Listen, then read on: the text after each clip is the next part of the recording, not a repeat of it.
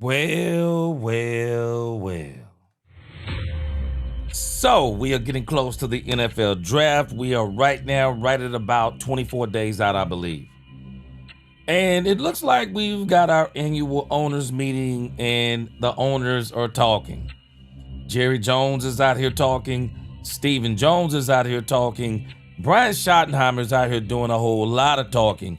I mean, Brian Schottenheimer has made all kinds of rounds. ESPN, Up and Adams, DallasCowboys.com, and I probably missed a couple, but he's everywhere. And I want to check out everything that he has been saying. And inside of what they have been talking about, I believe there is a pretty big story here as it applies to Jordan Brooks. I believe that there is a bigger story even brewing with one George Pickens. And on top of all of that, we have a whole lot of other issues. Let's little small issues. But the Cowboys are active. And we're going to talk about it. Let's talk Cowboys. We're about to talk facts. Hey, hey, hey, hey, let's go. Man, let me tell y'all something. It's about to be April. And I don't know if I've been as excited for an upcoming football season. Man, I'm so excited about this football season. Man, let's go. Let's get it.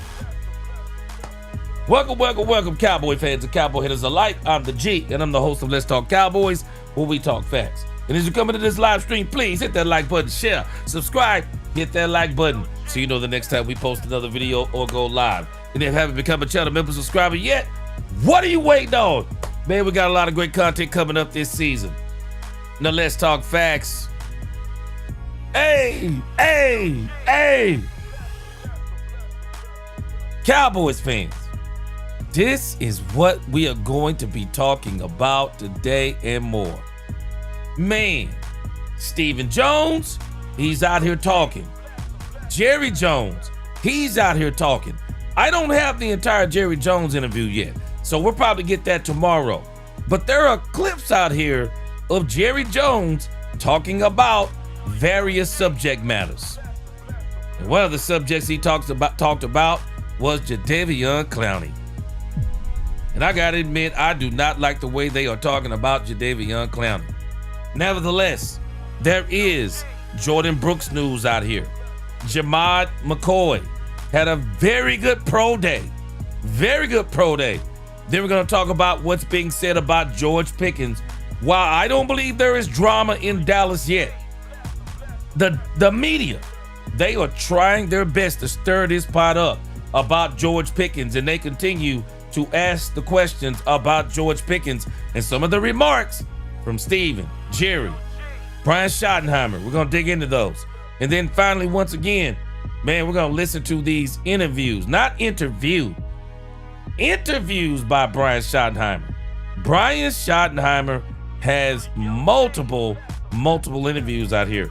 And so we're going to listen to what Brian Schottenheimer has to say on all things Cowboys from all different angles. But nevertheless, man, it's going to be a great show today. So that's the show. Stephen Jones, Jerry Jones, Jordan Brooks, Jamad McCoy, George Pickens, Brian Schottenheimer's interviews. Man, let's go.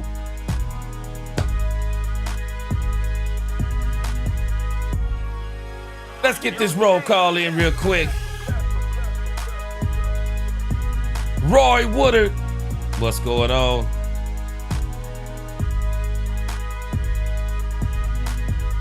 Roy Woodard, what's going on? He said the draft can't get here fast enough. Yes, sir, I'm with you. Yeah. What's going on? What's going on? Mike said. Dak Owens, what's going on? He said, welcome to Let's Talk Cowboys, where we talk facts. Come in, hit the like button, let your opinion be heard, and also keep the chat clean. What's going on? Bump TY5X from the 903. Where I'm from, let's go, Bump! My man Dominique Pittman, what's going on, Dominique? Tell me, do you like what you're hearing from the Cowboys? Let's go! Demetrius Noel, what's going on? 5 points on the star, what's going on? Yeah. 5 points here, a couple more right pieces before the draft. We're going to be a problem. Yeah, much improved. Lord Nova, what's going on, Lord Nova? Timothy Johnson is here. Big Mouse Dog, what up? John Jones, he said, what up, G Money? I tell you again, it's in New Jack City. Money Talk, Bullcorn runs a marathon. Frank Lawrence, my man. What up, Frank Lawrence? Ronnie Dub. Schedule Law, Football Fanatic. Football Fanatic, I got to get that stuff in the mail to you and everybody else. Mark Davis, Lynn from the 903. What up, Lynn? Ron Hannah, my man. What up, Ron Hannah? Crazy shift today and tomorrow, but had to check in with the family. Good to see you. The Queen, what's going on, Queen? It's been quiet. Oh, they've been making a lot of noise, Queen. I'm about to let you hear all the noise. They have been making a lot of noise in these interviews. Christian Legal, what's going on? Jeremy Best, what up? John Henry, what's going on with you? Inglewood Trojans, what up? Brandon Cup, Justin Durham, my brother R.T. Holman. What's going on? Good to see y'all. Carl Williams, what's going on with you? Let's get this thing going, y'all. More Eddie, what up, More Eddie? He said Stephen Jones will never change. Hey, we're going to listen to him first, as a matter of fact. What's going on, Luis Ortiz? Mr. Range Rover, good to see you. All right, give yourselves a hand. Best chat on YouTube. I have not listened to any of these interviews. I like to listen to these interviews, just brand new with you guys, just so we can get a feel for, so we can have a reaction at the same time on this. And so let's just see what they're talking about. Stephen Jones, he's out here doing some Cowboys talk, and listening to Brian, listening to some of the things that I've seen. I haven't heard, but just looking at some of the things that I've seen, it looks like that Brian. It looks more like Brian Schottenheimer and Jerry Jones seem to be a little bit. Now we are going to listen to Stephen Jones talk Cowboys. Okay, we got the Jerry Jones interview, so we'll be listening to that one too. So hey, y'all buckle up. This is gonna be a long show today. Long show today. It wasn't on Monday, so I got to make up for lost time. We're gonna have ourselves some good old time today. Let's get this thing started with none other than Stephen Jones. Let's roll. And where do you find that the linebacker part of the mix that you need? Yeah, I think at the end of the day, I think we checked a lot of boxes. I think we really improved our football team. Feel really good, about what we accomplished, and I think we were, between trades, between negotiations, between signing our own guys, doing things, that we felt were needed. I think we got a lot done, as it pertains to the linebacker. I think it was well written that we, made some runs. We didn't get it done, but obviously that's something that still, we hadn't checked that box yet, and but we still got a big draft ahead of us, and we'll continue to look at other opportunities that might present themselves. Was it disappointing not close the deal? Now, I'm glad that they're all kind of in this same boat. They know they need a linebacker. And the reason why I believe the Cowboys need a linebacker, they don't need a linebacker. They actually need linebackers. Even if the Cowboys get a linebacker in free agency, I think they're still going to get a linebacker in the draft. If I'm the Cowboys and I get Jordan Brooks, and I'm telling y'all now, we're going to talk about Jordan Brooks. I so want the Cowboys to get Jordan Brooks. Jordan Brooks is not one of these guys where it's like, yeah, he fell off the boat. This is his second chance with the Cowboys. No, Jordan Brooks isn't one of those players. Jordan Brooks is an all-pro linebacker. I mean all-pro. Led this league in tackles. What? This dude is a baller. I noticed that he said we're still exploring options. Please let it be Jordan Brooks. Jordan Brooks is a baller.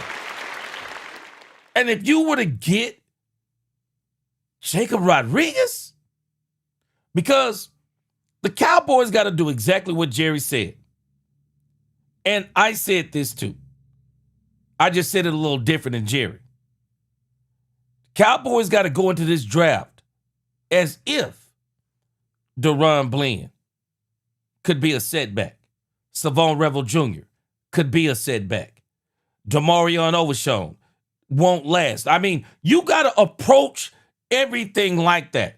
Don't approach everything like, oh, these guys are going to come back. They're going to be 100%. They're going to be in training camp, and they're going to be in the first game, and they're going to be killing it. No. Approach everything like you trust nothing. Approach everything like that. And I think this is what the Cowboys are doing. Kenny, what's going on, Kenny, from Palestine? They don't know anything about Palestine. 903, what's going on from Palestine? Let's go.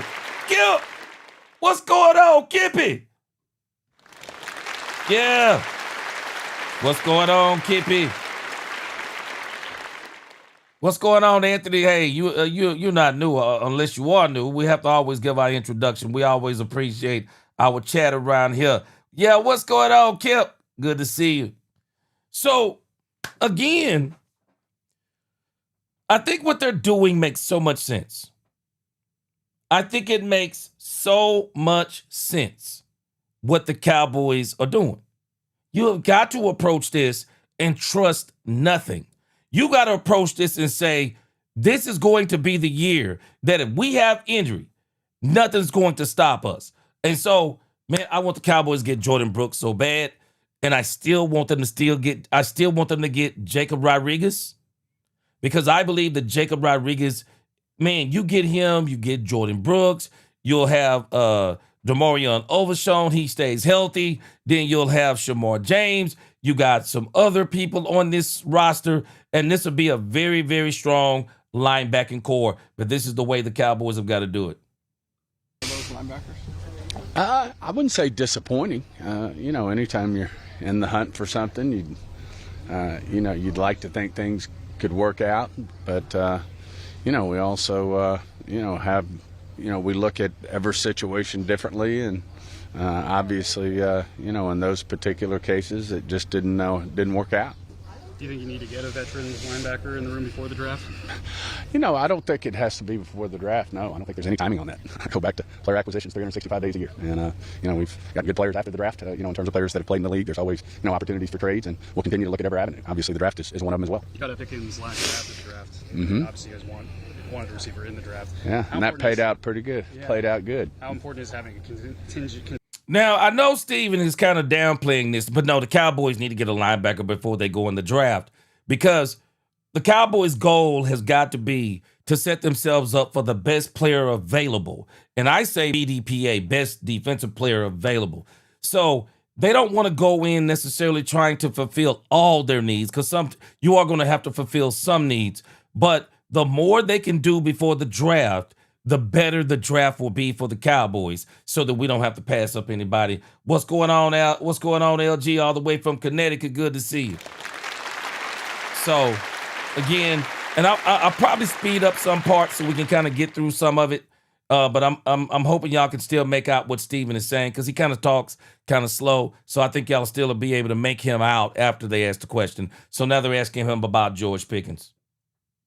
Contingency plan at linebacker going into the draft and post-draft? Yeah, I mean, we're always, wouldn't necessarily call it a plan, other than the plan is to add, skill at that position. And whether it's the draft, whether it's free agency, whether it's a trade or a combination of all the above, we'll look at all avenues. You talk on the past, trade prices can kind of be inflated around draft time. Is that still kind of the case here as you look at this linebacker situation and potentially the trade market? Yeah, I mean, things do evolve as you go, and some people, draft picks obviously get more and more valuable as people get fired up about the upcoming Bowie? draft. They're doing their homework. They're looking at all the guys who are going to be coming in the draft. They get fired up about it, and picks become a premium. And then after the draft, when sometimes you don't check all the boxes you need to check, then people start looking to add things through other ways, and then people draft into areas where may make another player expendable that they may decide to move away from after the draft. So everything's,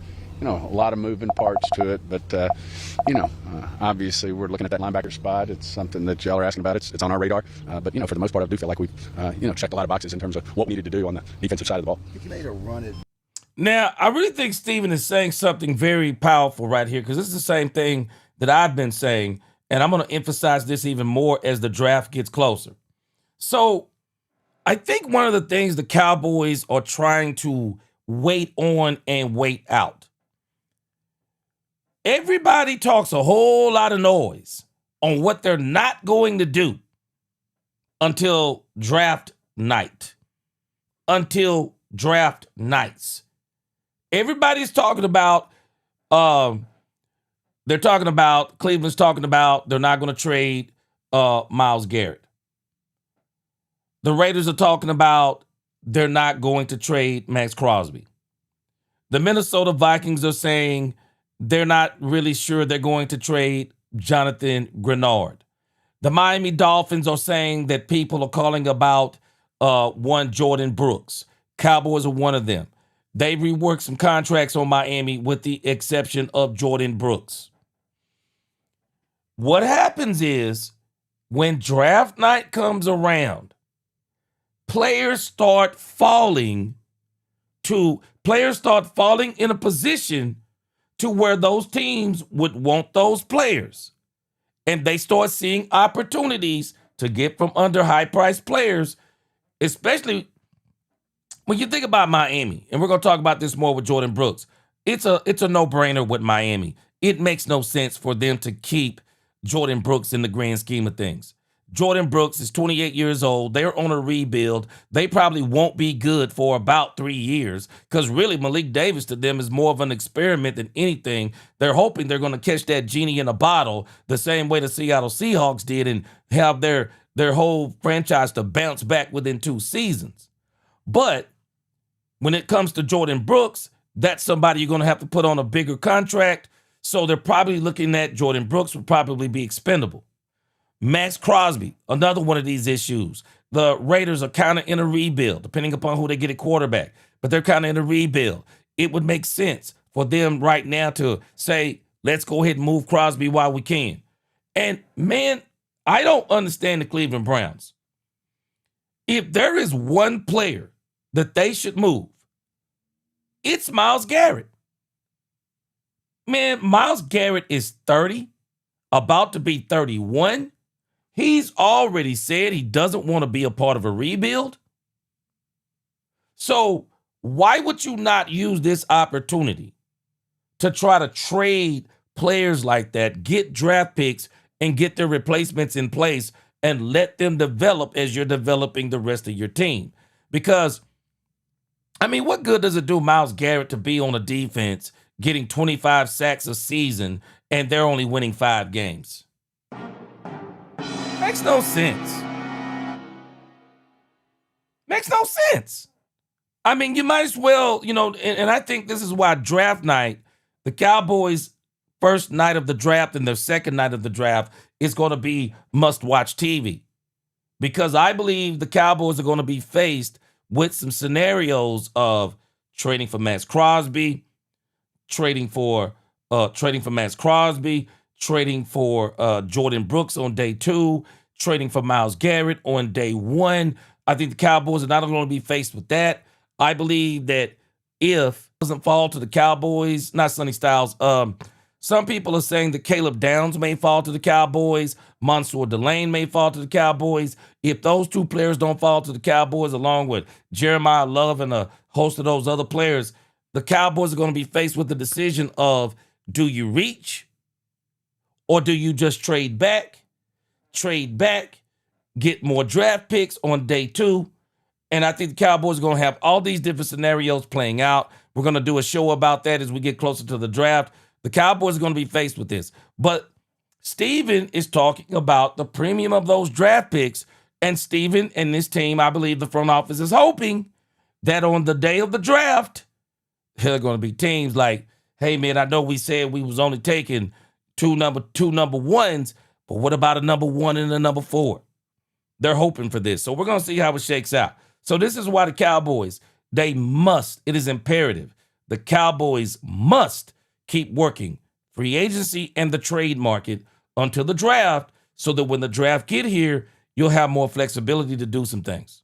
Max Crosby, obviously, that's a big different type player. You didn't give him. Certainly, you went different to Rashawn Gary. But as far as getting a difference maker, what you were trying to do, did you accomplish that, or you look at Christian Parker as a difference maker with his defense? The makeup of our football team's constantly evolving. And, we look at a lot of different situations. We look at some that, never hit the media, if you will. And, then some, people get their hands on information. What's up, Joe and, Martinez? You Refresh are your aware browser. of situations that we pursue. But, we're always looking to make our football team better. And if we can find that situation, then we'll do it. We really like our football team. We like what we did with our coaching staff in the offseason, with starting with Christian Parker, and then the staff he and Coach Schottenheimer put together, I think was outstanding. And then I think we've, really getting to know what Christian, what his philosophy is and what we need to, the type of players we need to help him have success on that side of the ball. I think we've gotten a great feel for. So this will continue to evolve, and we're always looking for ways to get better. How important was it to go get that third round pick and the decision to move on from Osa? What happened to that? Yeah, obviously, Osa's a really good football player, and he represents everything you want in a football player, both on and off the field. He's a class act. He did everything the right way while he was a Cowboy. It was just one of those situations, with our resources and the interior defensive line. There were a lot of resources there, and to be able to, not only from a pick standpoint, it was nice, but obviously financially and cap-wise, there was a lot of resources tied up there too. And when we sat down and had our conversations with Christian and where we needed to, emphasize certain areas, then certainly, we had to make a tough decision there. But again, I can't say it enough. What a class act Osa was, what he did for our organization, the way he represented himself, his leadership, we're second to none, and wish him nothing but the best. Has there any more conversation? Now, we already know what happened with Oso Digizua. I mean, if we're just being honest with ourselves, we know what happened with Oso Digizua. Kenny Clark and Quentin Williams made Oso Digizua expendable. That's exactly what happened. Made him expendable. They could move him off the books, get a third-round pick. They went and got Otito Ogbonnia. They went and got the, Jonathan Bullard. They went and got him. I mean, they knew what they could do. They knew what they could do, and they knew in the grand scheme of things, all of us, if we're being honest, when Kenny and Quentin was on the field at the same time, it was great. When it was Osa and Kenny, it wasn't as good. When it was Osa and Quentin, it was good. Kenny and Quentin made Oso Digizua expendable. They absolutely did. And we talked about this, guys, last year before the season started when we were talking about that Osa deal, I believe. The thing about Oso Digizua that's strange is that even though Oso Digizua is a defensive tackle, he gets in the backfield a lot more at rushing the quarterback more than he does stopping the run. And so if we are not paying attention, the Cowboys are determined to stop the run this year, and I'm excited about it. They are determined to stop the run. Frank Lawrence said Miami knows the Cowboys needs a linebacker. That's leverage in trade negotiations. Yeah, no doubt about it. For Jordan Brooks, might have to roll the dice and bring in Bobby Wagner. Still makes no sense to not bring back Clowney. I agree. We're going to talk about Clowney in a moment.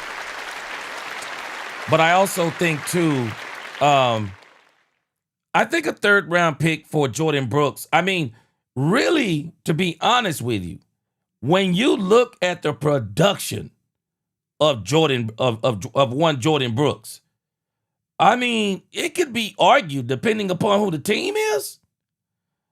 I mean, it could be argued that Jordan Brooks, for some team who's got like they're picking from 25 on back, and they say, hey, we're on the verge of going to the Super Bowl. Man, he could actually be a first-round pick. I mean, some team may be willing to give up a late first-round pick for him or a second-round pick. Man, he's that good. I'm telling us right now, Jordan Brooks isn't some guy that's been slouching and everybody's saying, yeah, the Miami Dolphins need to move off of him. Nah, this dude is great. Jordan Brooks isn't good. He's great. You're talking elite level linebacker play with this dude. Whoa!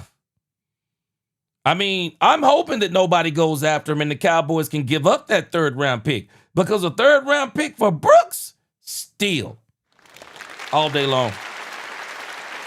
Keith Washington, you hit it right on the head. When have the Browns used common sense? Exactly. They have been perennial losers since re-entering the league. They are poorly ran. Make a lot of bad decisions. I think one of the best decisions they could make is trading Myles Garrett for 3 first-round picks. If I were the Cowboys, I've said it before, I'll say it again. If I were the Cowboys, because I believe the Cowboys are in win Super Bowl now mode, 2026, no later than 2027. If I were the Cowboys, I'd give you the number 20 pick. I'd give you the 1st-round pick from next year. I'd give you the 1st-round pick for 2028. And maybe in the process of those 3 first-round picks, maybe I say, I'll give you 3 first-round picks, and you're going to give me Myles Garrett, and maybe you'll give me a 2nd-round pick this year. I'll give you 3 first for Myles Garrett and a 2nd this year. Man, the Cleveland Browns got all kinds of picks on the board this year. So I would really offer that to him and see, you know, what hey, this is my last offer for Myles Garrett. And I would say, see who can beat it. I really would. What's going on, Mr. Get Dirty, Mose Logan, Luis Ortiz? What's going on? Good to see everybody. David Everett, the real estate vet. What's going on, everybody? I really would if I were the Cowboys, because the Cowboys are in win right now mode. What's up, Azteca? He said, my realistic draft picks in no particular order: Chris Johnson, Jacob Rodriguez, Tyreek Sapp, Bud Clark, Khalik Alexander. Man, I'll be honest with you, Azteca. Man, I haven't even looked past the 1st round, man. I haven't even looked past the 1st round. What's going on, Rennie Zanguini? All right, let's check out some more Stephen Jones. With Pickens, any movement at all? We're just we're just not going to comment as we move forward on negotiations on where that stands or anything like that. Do you have any idea what he was up for? Answered your question. Now, Stephen Jones doesn't quite have the patience of a Jerry Jones and a Brian Schottenheimer. But from what my understanding is now, we're gonna check this out later on in the show. From what my understanding is, George Pickens has not signed that franchise tag. He hasn't signed it yet. He has until July the 15th to sign that franchise tag. So what that means is, I want us all to understand this. George can, from what my understanding is, there's no obligation anyway for George to even be in the building if he hasn't signed that contract. There's no obligation from George to do it. Even though he's not a free agent per se, as some people say, George isn't a free agent. Even though he's not a free agent, he also hasn't signed the tag. So George isn't under any obligation to show up. And so we're going to talk about whether or not George is going to show up, because I think that's the $1 million question that everybody's asking. I think, the proper things have been said. And, at this point, I really don't have anything to add. And out of respect, for the process and ongoing negotiations, I really don't have any further comments. Yeah, Drew there proposal to trade back. Let's talk about that. Yeah, I mean, you always have respect for anything, anybody presents. But I think at the end of the day, I don't think there was a lot of support for it. But we presented things, too. That, at the end of the day, just going that far out, 5 years out, we just thought that was, as a committee, we thought that was, pushing the envelope. Now, he's answering the question about the Cleveland Browns, I think, in particular, were pushing trading 5 years out, being able to trade draft picks up to 5 years out. And I believe the reason why the Cleveland Browns were pushing for that is that the Cleveland Browns were trying to find a way to where they could trade Myles Garrett and acquire more draft picks down the line for Myles Garrett. And the league said, heck no. I agree with him. Heck to the no. Head to the no. Like teams like around couldn't speculate. I mean, I wouldn't necessarily, it wouldn't come from the Cowboys if you're asking me that, but I can't speculate what 31 others might do. How did you kind of see the Steelers' proposal about having the little bit of differences during the legal tampering period in terms of talking to the player? How did you feel like it went this past year, and is that something? Yeah, I think, that's why it's up, and that's why it's unanimously supported by the committee. And, I think it went well. I think people felt like it was a seamless situation, and I don't think anybody saw anything. And, certainly all the responses we got back from, around the league, everybody was positive about it. So fully suspect it'll be a full-time rule going forward. Players don't like the tag, but obviously you guys like to use it as a mechanism to secure the player for at least 1 year. Can you understand the player perspective on I want a long-term deal, but in the meantime, I got this 1 year deal that's a pretty good chunk of money in a sense. Sure, and you pretty much summarized it. I mean, I respect it. I respect that everybody would like to have a long-term deal. Obviously, teams around the league use it. Teams around the league, players around the league have played under attack. As you said, it's a lot of money. It's certainly, but at the same time, I also understand why players want a long-term deal. We've had a lot of players here in Dallas that have, including our quarterback, who's the most valuable guy to the franchise, has played under attack. So we certainly understand it and respect it. But we also know it's part of, part of the salary cap and part of putting the team together. I'm sure you've been close to a situation with the kickoff over the last couple of years, especially with. Yeah, in some respects, man, Dak Prescott is the blessing and the curse when it comes to contracts. And let me tell you what I mean by that. I don't want us to lose our minds on what I'm saying. But Dak Prescott is kind of like the blessing and the curse. Because Dak Prescott played under 2 franchise tags. Took the risk and actually did get hurt. But still came back and got the humongous deal. And so the Joneses almost use Dak Prescott as the standard of what you're supposed to do when you're in a contract year. I mean, they use him as the standard. Good, bad, or indifferent. And I still say this is a case-by-case basis. Every player needs to look at this as a case-by-case basis. What's best for them? Because quarterbacks can get hurt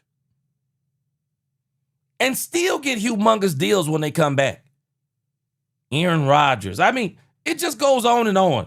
Aaron Rodgers. The quarterback for the Minnesota, Kirk Cousins.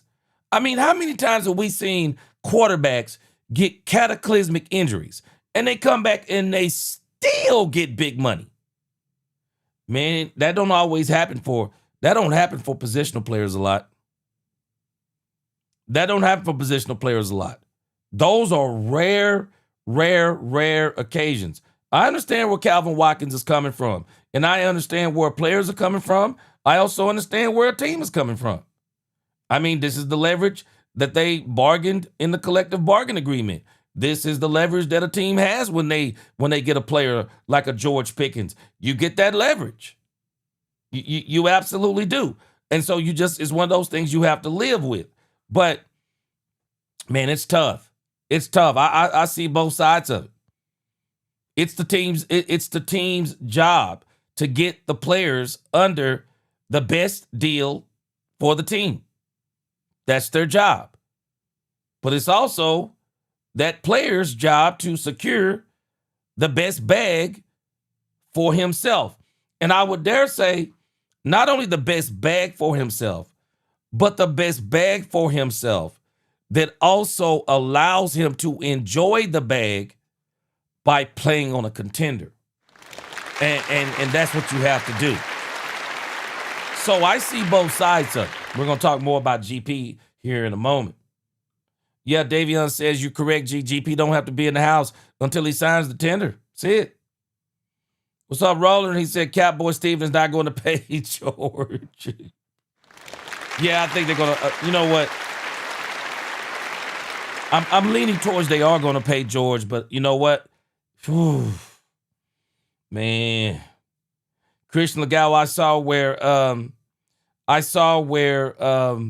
Schottenheimer gave the approval that he would not mind Bobby Wagner playing for the Cowboys. We're going to hear that in a moment. John Fossil being here. How have you seen it evolve in the last couple of years, where it's at right now, and are you comfortable with adding excitement to the game but also balancing with player safety and everything? All the above, yes. Really, we're excited about the results of how that's evolved. Hats off to all our special teams coaches in the league. Obviously, you mentioned John played a big role in that. Coach Rizzi out in Denver has done a great job, I think, spearheading it. And, I do think it's brought the kickoff back into the game, and I think it's been well received by our fans. We'll continue to always look for ways, like we do all parts of our game, to tweak it, and always with player safety in mind. We want to keep our players safe, and if we can do things on certain plays to make them safer, then we're always for it. Right now, it doesn't look like you guys are going to have conflicts next year based on how free agency is shaking out. How does it affect this year's thinking? In terms of potential trades or Not necessarily. I mean, we always keep an eye. To be fair, we do always keep an eye on what our picks are this year, next year, the year after.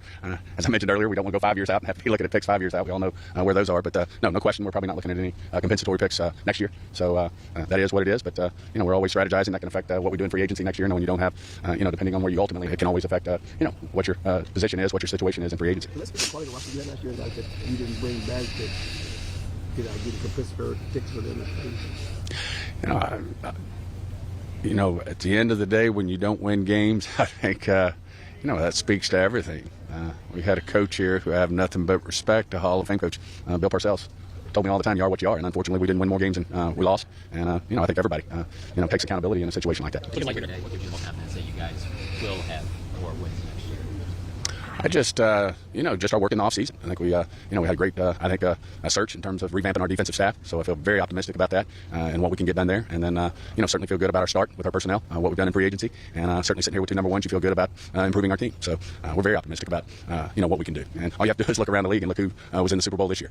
Who would have guessed? And, hats off to Seattle, hats off to New England, the job they did. But they weren't necessarily sitting in the catbird seat this time last year. Thank you to everyone across the league with the Patriots. I think it speaks to our league, the excitement of our league. And there's no question. I think it gives everybody. I think it gives all fan bases. Now, let me just add a little clarity to what Stephen Jones is trying to say here. Let me just add a little clarity. Because if you listen to Stephen Jones, you're gonna get lost in the sauce and just think, well, anybody can win the Super Bowl or go to the Super Bowl any given year. Let's calm down. And Stephen Jones got to stop being disingenuous. I did a video on this a few weeks back.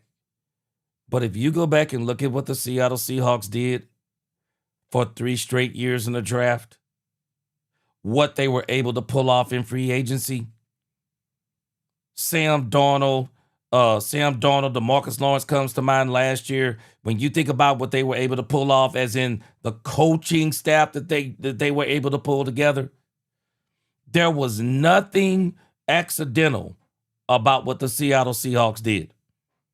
No, they put together 3 of the best years of groundwork that you'll ever see for a team going to a Super Bowl. Stephen Jones is a little disingenuous when he's saying that. The reason why the Seattle Seahawks snuck up on everybody is that people didn't pay attention to what Seattle was doing.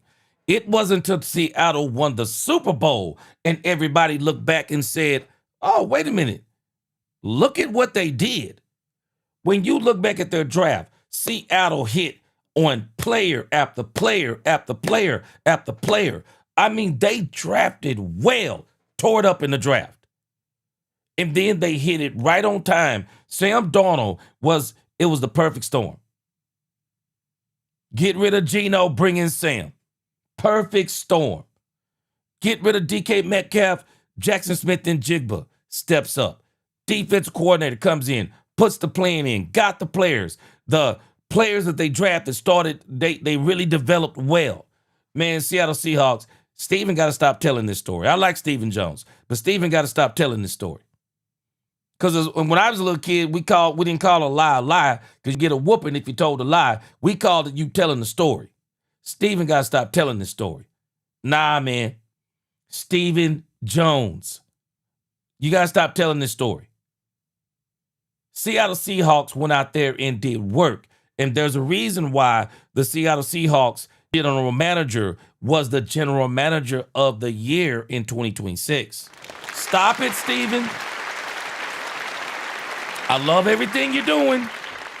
You got Brian Schottenheimer. You got George, Javonte. You had a pretty good draft yet last year. Tyler Booker. A lot of things are coming together this year. You made up for the mistake that you made with Matt Eberflus. You got Christian Parker. Got him a great staff. Made some good selections. Rashawn Gary. Jalen Thompson. So if anybody's paying attention to the Cowboys, for example, I'm not going to take what Steven's saying as in anybody can be there. No, actually, Steven, if y'all got there this year, we wouldn't be surprised because you've actually made good moves last year offensively and now this year defensively. And then you've made some good picks in the draft. And if you make some good picks in the draft this year, with everything that you're doing and get Jordan Brooks and even maybe a couple of surprise things in there with who knows about the, if you could pull out a Myles Garrett deal. Nobody will be surprised, Steven, because in actuality, you were not lucky.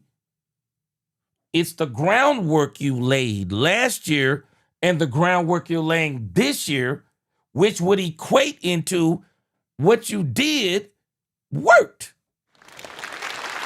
So we got to stop telling that story about Seattle and the New England Patriots. And when it comes to the New England Patriots had the worst schedule probably in history. But let's also put this part in mind. Let's not discount for a moment. Let's not discount the fact that Mark Vrabel is a heck of a coach. Mark Vrabel is a heck of a coach. Tennessee Titans are crazy. Heck of a coach. Heck of a coach. Coached his team well. Coached his defense well. Won a lot of games. I mean, even though, like I said, the quarterbacks they played, the quarterbacks were terrible. But, hey, he took advantage of it. He basically took advantage of it. And they also, while they did, they did a pretty good job in free agency. And they also got some players that can play. I mean, that doggone Gonzalez kid at corner, man, shoot. Dude can play. So it's not an accident that those two teams made it. It's really not. Those two teams made it because, contrary to what a lot of people believe, they did a lot of things good. All right, Jeremy Betts, let me see here. Okay, Jeremy says, when the stream starts, the interview, the stream buffers. Okay, let me see if I can turn down the quality of the videos. How about that? We'll put that quality in 720p. See if that'll help out. Appreciate you letting me know that. Around our league, hope, and hope springs eternal, and everybody just rolls up their sleeves and and they go to work. And we feel the same way. We've rolled up our sleeves. We're going to work. Demetrius Noel, I think you make a great point. Stephen Jones is a miser and too rigid in his beliefs about paying players. Yeah, thankfully we got Jerry Jones. I mean, a lot of people don't realize this, man. We'll be thankful we still got Jerry Jones. For real. Better be glad we still got Jerry Jones, man. Because Stephen is pretty tight, but we'll see what he does once this thing is over with. And we still got a lot of work to do. We asked you a question earlier. We talked about improving the team and the sense of urgency. What's different about it this time?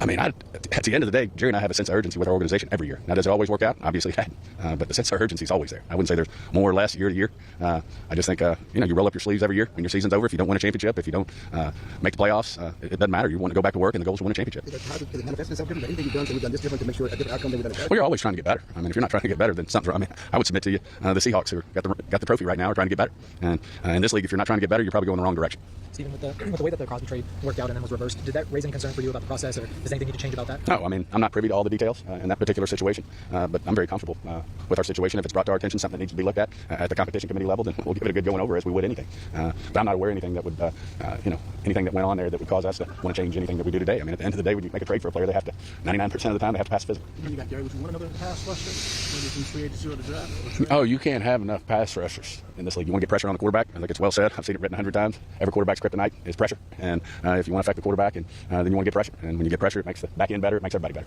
Just on the trade market, when you look at it from a league-wide standpoint, what kind of triggered the more activity this year compared to other years? Well, I think, as I said, every year's different. But at the end of the day, we had a really rough year defensively, and we were eyes wide open to that. We weren't just middle of the pack. We weren't just a little below average. We were one of the worst in many years, and we just had we had to go work and improve on that. Well, no, that's your particular situation. Right. League-wide, was it more receptiveness as you Trades. It's been more trades than. Now, I'll be honest with you guys. I don't really think the Cowboys were as. The last 2 years have actually been very active for the Cowboys. I actually think the Cowboys were more active last year, or at least it seemed to me. Maybe it seemed like they were more active to me because they were more active than they had been in years. But last year, man, the Cowboys were very active, bringing in a lot of those former first-round picks, making trades and all kinds of things. So I really didn't think they were more active this year. But what I will give the Cowboys for this year, a lot more quality.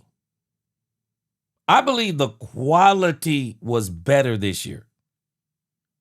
When I think about last year, George Pickens was huge. Now, Rashawn Gary. Now, I think what has kind of made the Rashawn Gary acquisition or trade not be quite what we, like viewing it like the George Pickens trade is because the expectations were Jerry was going to bust the bank. And then also what really kind of made the Rashawn Gary trade not be here, but kind of made it be here is because of the Max Crosby conversation. Max Crosby was the conversation that was going to be that Max Crosby was going to be the thing that capped off free agency, saying the Cowboys pulled off one of the best free agency in 30 years. But because we didn't get Max Crosby, the Rashawn Gary acquisition doesn't seem as big as it probably really is for the Cowboys. Not to mention, I still say when you think about free agency last year, I'm still trying to think about last year free agency. Jalen Thompson is huge. Jalen Thompson is huge. Kobe Durant, huge. Absolute huge. But to top it all off, and I do believe this is where the Cowboys are, and this is why I say for all of us, we're going to sit back and see how this cooks up. But I still say the Cowboys have actually done a really good job this year. And where I really think they did a good job, again, is the defensive coaching staff. They did a very good job of the defensive coaching staff. Some of the things that they did on the part that we can't see yet, it is going to pay huge dividends for the Cowboys. Christian Parker. The hype around Christian Parker is so high right now that they got to get him the players. They can't let Christian Parker fail. The hype is too high on this young man. The hype is too high. They got to make it real. Number 2, y'all watch what I tell you. The pass rushing specialist by the name of Jordan. Y'all better understand there's a reason why the Denver Broncos have been wrecking this league with sacks over the last 2 seasons. The thing that Jerry and Steven discounted, and I think they're realizing it, that they made a mistake here. Coaching matters. Coaching absolutely matters. Jerry got caught up in the players of what he did in the 90s. But what he discounted was Jimmy Johnson also picking the coaches. That's what he discounted. Jimmy did a great job of bringing in the right coaches and coaching the players. Some of those players they made right. Some of those players they made right with coaching and Jimmy's overall head coaching. So I think this is what they've done extremely well this season. The defensive coaching staff they put together and the players. I don't think they've been more active. It just seems like it's better quality to me. it's better quality. Because last year, I mean, man, Cowboys, it was the year of the first-round draft picks. It really was. I mean, we had, 5, 6 first-round draft picks? This year, the Cowboys went quality. I like what they're doing. They're adding to what they did last year with George Pickens. Now they're adding to it. And the defense is going to be a lot better, but I don't know how you couldn't be much better as bad as we were. The market. Yeah, I think people are willing to make trades. I think more so than ever. I think people are comfortable doing those. I think obviously with the salary cap and everything, sometimes that can, be reasons for it. But, I feel that a little bit, that it seems like trades are picking up and people are more receptive to making a move. But I get what you're saying. In your case, in our case, we were highly motivated, yeah. Speaking of the salary cap, there's been some conversation about reconfiguring some salary cap formulas in a new CBA. Do you have any thoughts on that, or do you like the salary cap as is? I mean, I think the salary cap's in a good spot. Can we get better? I think you can always. Okay, still buffering, true Texan fan. Okay, I appreciate it. All right, let me try one more thing. Y'all gotta forgive me. I don't know what's been going on over here with this internet in DFW. All right, we're going down to 480p. Let's see. Always improve. I mean, it's like I said, whether it's your football team, whether it's any part of this league. I mean, hats off to our, to the league office. Hats off to all 32 teams. I think if you're not getting better, you're getting worse. And I think everybody always looks for ways to improve in all areas. And I know we do that as an organization with the Cowboys. We're always critiquing ourselves and looking for ways, that we can be better, that we can give our fans a better product, that we can, figure out how to win a championship. It's been too long. We certainly want that, and we'll just continue to grind away at it. Given the revenue that you guys have in the Jamaican season, or either one of you guys would be better off if it wasn't the cap system? No, I'm very comfortable in our system, and I think we've got a great. NFL is a great league. I think we've got a great system that our players thrive in, our organizations thrive in. I think it's very competitive. True Texas. Hey, hold on. Let me get this super chat from True Texas. Hey, man, True Texas, appreciate that super chat. He said Pinocchio fathered his son. Wait a minute. But the question I got to ask you, True Texas, you're going to have to explain this part to me. True Texas said that jacket tells you all you need to know. True Texas, come on, man. Now you gotta tell me what that jacket mean, man. Boy, what does that jacket mean? Come on, man.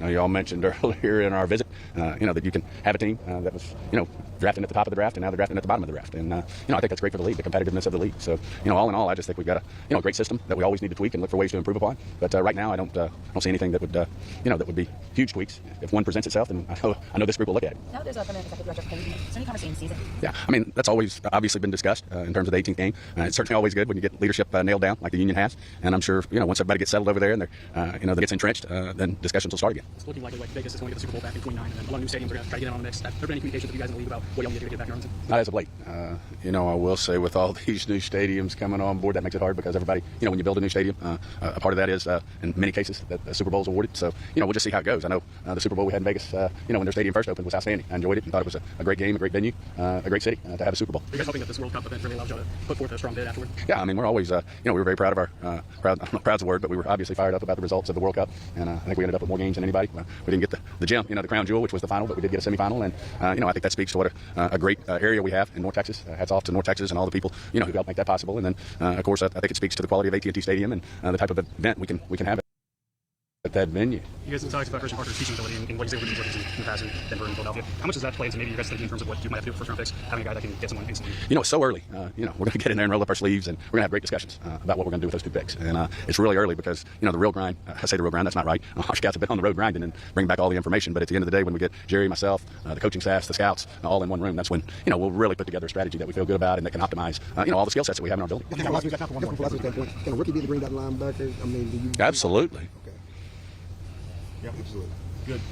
Okay. Awesome. Thanks, guys. I appreciate you. Yeah, and again, guys, y'all, I see some of the comments, man. Y'all just be patient. Rome wasn't built in a day. The Dallas Cowboys got 30 years of damage. Miss Matrix, what's going on? Good to see you, my sister. Y'all got to understand something, man. The Cowboys have 30 years of damage. Brian Schottenheimer, for as much as I still question his play calling, but we got some encouraging news from Brian about his play calling that I'm excited about. He just got to put it into fruition. we got to understand, man, the Cowboys, they're doing things different. They're doing things different. You know, and the sad thing is, and I don't even say it's the sad thing, but the Cowboys are doing things that they probably should have already been doing. They're starting to operate like a team that actually does want to win a championship. I believe they thought Matt Eberflus was going to be better than he was, but he just wasn't that good. So I'm glad the Cowboys changed course of direction. They went and got Christian Parker. They're doing something new. And I love the staff they put together over there defensively, especially Jordan, the pass rush specialist that they got over there. I believe he's going to pay dividends for the Cowboys. And so I think there are a lot of things the Cowboys are doing well. So I don't think they're doing things the way they've always done them. I really believe if you pay attention, they're actually trying to do things like they did when Jimmy came on board. They are doing things like they did. They're bringing in better coaching. They're doing better Brooks conversation than I was with the Gray and the Nakobe Dean conversation. The Cowboys do not outbid teams. They rarely outbid teams. The reason why they didn't get those linebackers is that they could not outbid those teams. But where the Cowboys seem to do well is in trades or dealing with their own players on tags and things of that nature, minus the Michael Parsons issue. But they seem to do well when it comes to trades. The Rashawn Gary trade was great for the Cowboys. They worked out a tremendous deal on that. And so what the Cowboys are doing, I believe, is that the Cowboys and the Miami Dolphins are basically seeing who's going to say chicken first. Because I'm sure the Cowboys are one of a few teams that are putting it out there that they want Jordan Brooks. Cowboys, I'm sure what they're going to put on the table for Jordan Brooks is that third-round pick. Saying something about Jordan Brooks. Man, Jordan Brooks ain't no third-round pick, man. Jordan Brooks ain't no third-round pick, man. Jordan Brooks is a heck of a player. Absolutely heck of a player. Let me show you what it's saying over here. It says the chase may have gotten more serious with the Dolphins, revealing that they've taken calls on a trade. It says, and with the Miami Herald writing that the Cowboys are among teams interested in trading for Brooks. I wonder why they don't mention all those other teams. Anybody ever wonder why they don't mention all these other teams? It says Cowboys COO Stephen Jones this week at the NFL owners meetings downplayed the urgency here. Now, y'all got to understand, I believe there is a method to the madness of what Stephen Jones just did in the previous interview. I know some of us are taking them shots at Stephen Jones. But y'all got to understand what Stephen Jones is doing. Hey, Miss Matrix, I've been hearing some buffering. Please see if you can reset your browser, see what that does. Y'all got to understand what Stephen Jones is doing. And I think what Stephen Jones is doing, it's smart. What Stephen Jones is trying to say, no, getting a linebacker really isn't that urgent for us. We're willing to go get that linebacker in the draft. I think that's what Stephen Jones is trying to put out there. And the reason why Stephen Jones is trying to put that out there is because the Miami Dolphins know the Cowboys absolutely need a linebacker. I mean, who don't know the Cowboys need a linebacker? I mean, who don't know it? And so because other teams know this, well, guess what their thinking is? Well, you need a linebacker. So if you need a linebacker, guess what? Jordan Brooks is worth more than a second-round pick. I believe this is kind of what they're doing. So they don't want teams to think we're so desperate for a linebacker that you're going to come in here and you're going to fleece us for a first, that number 20 pick for Jordan Brooks. Because the Cowboys, I'm sure, are saying, nah, you're not getting that number 20 pick. If anything, you're going to get that third-round pick we got for Osa Odigizua. Because if the Cowboys can flip Osa Odigizua, if they can flip Osa Odigizua and get Jordan Brooks, that is absolutely incredible. Man, let me show y'all what Jordan Brooks been doing, man. In case y'all didn't know this. Jordan Brooks is a bona fide monster. A former first-round draft pick who's been playing like a first round. He hasn't been playing like a former first-round pick. He's been playing like a first-round pick. Stu's been playing incredible ball. Look at Jordan Brooks. Jordan Brooks has been incredible since he's been in this league.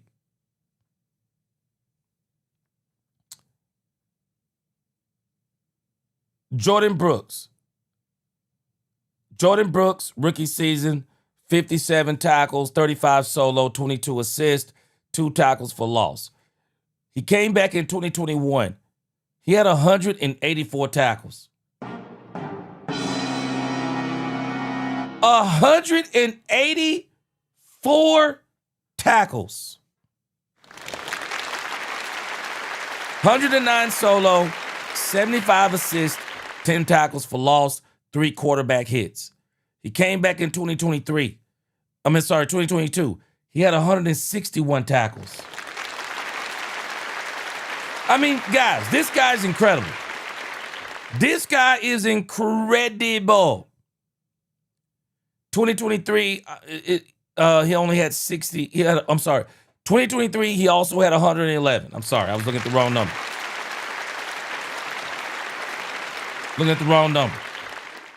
2024 he had 143. 143 tackles, 86 solo, 57 assisted. Came back in 2025, 183 combination tackles, 99 solo, 84 assisted, 13 tackles for loss, 4 quarterback hits.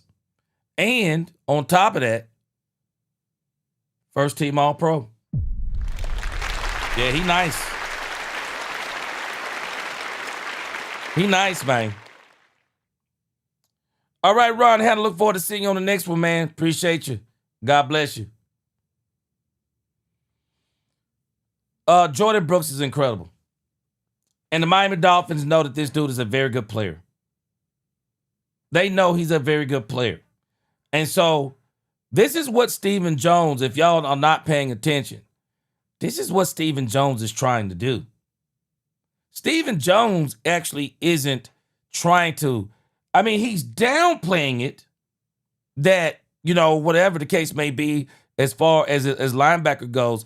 But again, as it says here in this article, and this article is dead on, it says COO Stephen Jones tried to downplay the urgency, but he's not fooling anybody. Not fooling anybody. Cowboys have used up the offseason to beef up their pass rush with Rashawn Gary, and they've done the same in the secondary, and they still need a linebacker. And I'm telling us that this guy would be the perfect guy. He's the perfect guy. I'm not even sure if the contract would be something that the Cowboys could not afford. Says the Cowboys do have some other ways out there, talking about Bobby Okereke, Bobby Wagner. I've heard his name out there. I don't understand why Houston's Azeez Al-Shaair is in there. I don't believe that's even an option, and I'm not sure about the Cody Barton kid. But the reality is, I don't think C.J. Allen, Anthony Hill, Jacob Rodriguez, they need to be in addition to getting a player like a Jordan Brooks. They don't need to be the plan as in, okay, this is the plan that we'll have if we don't get. No, they need to get Jordan Brooks. They really do need to get Jordan Brooks. He's an absolute monster. And I think the pay is right for the Cowboys. I think the Cowboys should sign him. Sign him. They should trade for him and sign him. Go ahead and get an extension in. Give him a 3-year extension, whatever the case may be. Get this guy in. And if you got him, Rashawn Gary, you already got Kenny Clark, you already have Quentin Williams, Tamarion Overshown is going to come back. You would be fantastic, man. The Cowboys would be off the chain. They would be off the chain if they could add these players. Y'all get ready. Keep listening for draft night. I believe draft night, we're going to hear the name Jordan Brooks is going to come up again once draft night gets here for the Cowboys. 28 years old. If you can flip Oso Digizua and pull this off, oh my gosh. Man, you talking about old school Jerry Jones willing and dealing. Man, this would be absolutely incredible for the Cowboys. It really would. All right. Got another couple of quick hit topics in here. Let's check these out. Let's talk about Jamad McCoy. Yes! Here we go! Well, Jamad McCoy did not play, if I'm not mistaken, what was it, last year? Isn't he the one that did not play? Opted out of the combine. Let me see. Let me make sure he's the right one I'm thinking about.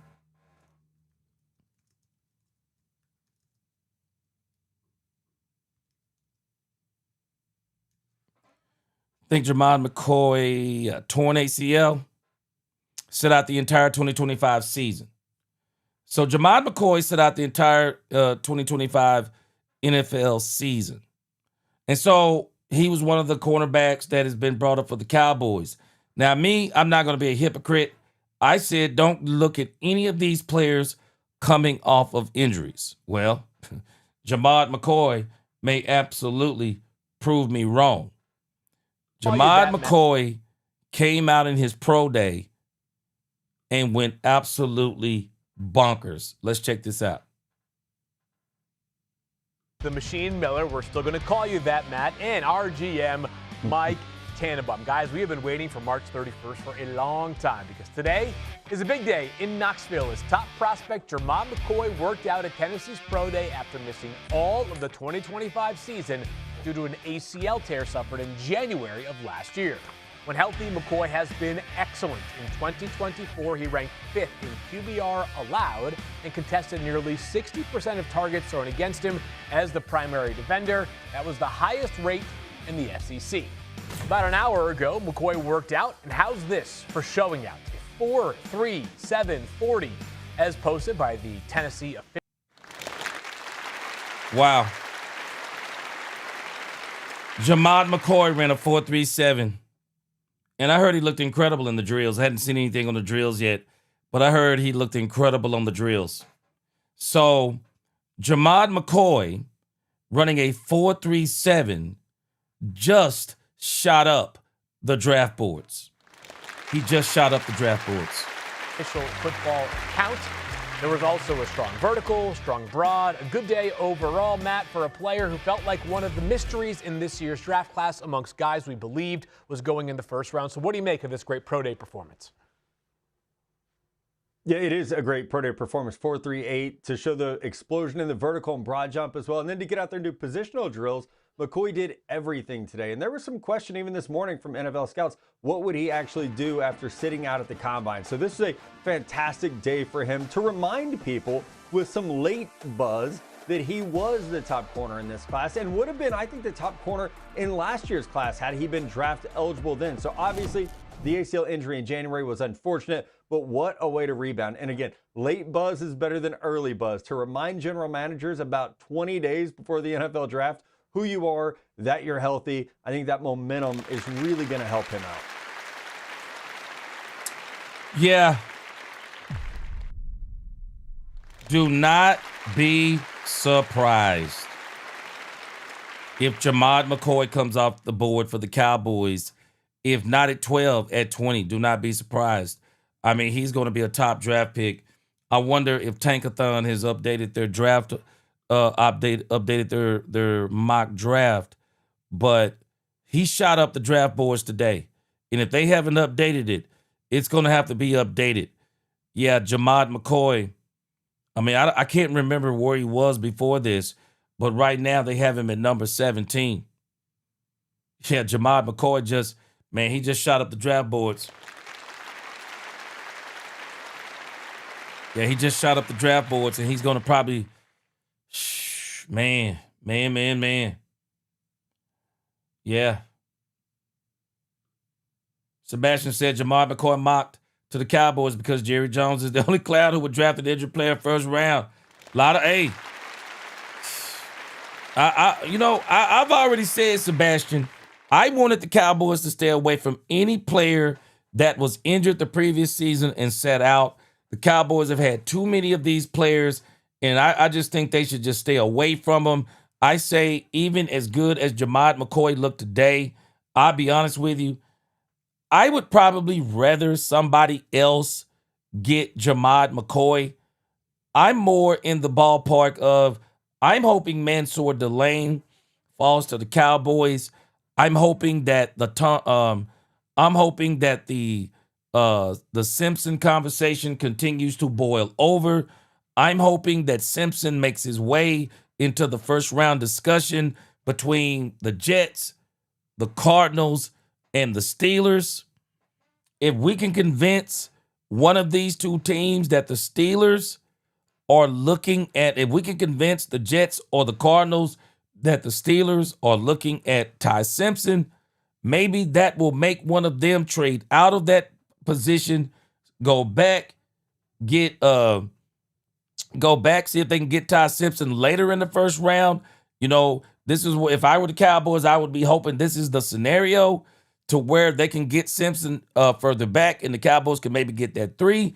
Or if that don't happen, just see who falls to you. If Ty Simpson makes his way into the top 10, then that means that one of these top players, as in Reese, a lot of people are saying that even Ruben Bain Jr., people are saying he's falling in the draft. I got a story on him. So if I were the Cowboys, I would stay away from Jamad McCoy in the first round. Now, if Jamad McCoy is hanging around in the 4th round, okay, now it's a different conversation. But if I were them, I would stay away from him in the first round. I really would. I really would. I'd be more into the Mansour Delane. I'd be more into that type of pickup. All right, so, and we got another story in a moment. Let me see Jamad McCoy. Okay, in actuality, let me go ahead and go to that story now. I forgot to put this on here, so let me go ahead and put a marker in here. There's some crazy talk going on around one Ruben Bain Jr. I don't know if y'all have heard this, but there's a little bit of crazy talk going on around Ruben Bain. There are some people that are saying that Ruben Bain is going down in or on draft boards. And where this is coming from is there's an what's his name? Gerald McCoy. Gerald McCoy is a member of the Arena Gridiron. And this is what he had to say about Ruben Bain Jr. He said he's been calling around. Y'all check this out. I thought this was very interesting. Y'all can underestimate how much importance they putting on that boy arms being short. Every defensive line coach I've talked to, all my defensive line friends, they believe it's a problem. Really? Oh. His arms being short. I wasn't expecting you to say that. Yeah, I'm one of the only people that believe that you can coach him up to play it properly. You see, even seeing offensive linemen saying they would love to go against a guy like that. separation is just so important. Gerald, he was productive. He was, but I'm saying, I'm watching him play. I'm talking to these defensive line coaches, and defensive line coaches don't like guys with short arms. It's just, it's too important of an attribute. So he might, like Lee said, he might be there at 12. Y'all can underestimate how much important. Man, let me tell you something. You know what? I believe Gerald McCoy on this. I really do. I can believe it, man. I'm telling you, these NFL teams and these scouts, man, they're very finicky. Man, you can drop in the draft for some of the craziest reasons. And everybody's talking about this guy got frog arms or short arms and making all these memes. And, you know, I'm pretty sure a lot of people are going back and looking at his plays, and they're probably saying he's going to be playing against the best of the best every single week. And so maybe this thing on Ruben Bain he might be there at 12. And I tell you this, if he's there at 12, I can tell you there is a team, they're not going to care nothing about them short arms. Cowboys going to pick him up if he's there at 12. I guarantee you. If he's there at 12, they're going to pick him up. Yeah, Sebastian Shaw. Man, I've been saying this, and I'm going to stay with this, even though Jamad McCoy may absolutely prove me wrong. But my issue is I want him to prove me wrong. I want him to prove me wrong on another team. I don't want him to prove me wrong on the Cowboys. I want Jamad McCoy to prove me wrong on another team. I don't want the Cowboys to go out here and get any more of these doggone hurt players. And then you be expecting them to be ready. And then they're not ready. They have a setback. What happened to Savon Revel Jr. last year, he had a setback. And it's almost like I remember the play where he had the setback. He made a jump for a pass in rehab, came down on that knee wrong. And after that, it was like, oh, he had a setback. I think we saw the setback. So no more of these players, man. I don't want no more injured players. I hope the Cowboys have the same philosophy on this. No more injured players, no more redshirt seasons, no more expectations. We draft you. If we start tomorrow, you're ready to play. All right. So before we get to Brian Schottenheimer, there is a lot of talk about George Pickens. Everybody is wanting to know, what is George Pickens going to do? What are the Cowboys going to do about George Pickens? Inquiring minds, as they used to say.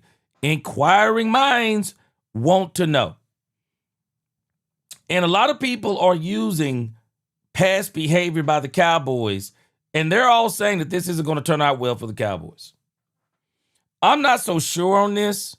I don't know. Maybe I'm just choosing to look at the bright side of this. But a lot of people are saying they don't think this is going to end well, or they think it's going to be a lot of drama.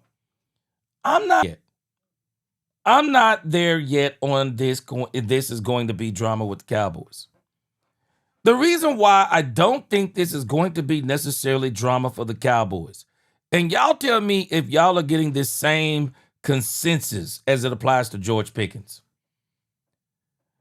When the Micah Parsons thing was going on last year. Not a bad intro.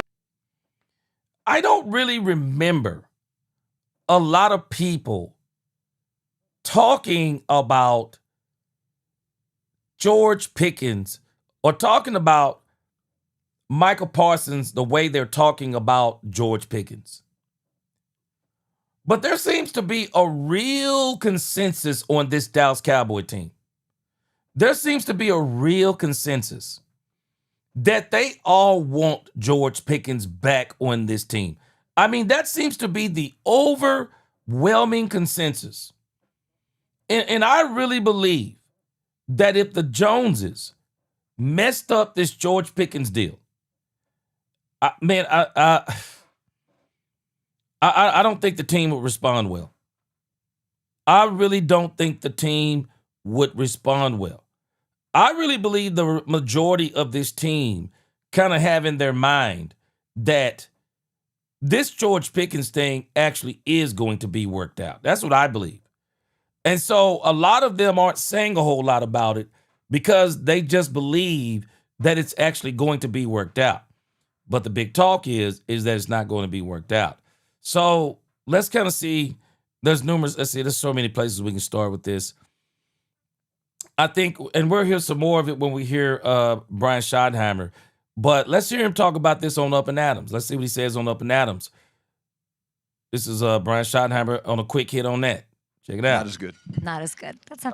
How was that? That was pretty. Yeah, good. that's pretty authentic, right? I mean, if I'm just being honest, like I'm feeling pretty confident after this conversation that you are a fan of him. You're talking to him. He's on the beach. Like, if I'm a Cowboys fan, I'm thinking this was going to get done, which I'd be excited about. Any response to that? We expect GP to be a Cowboy for a long time. And I love to hear that.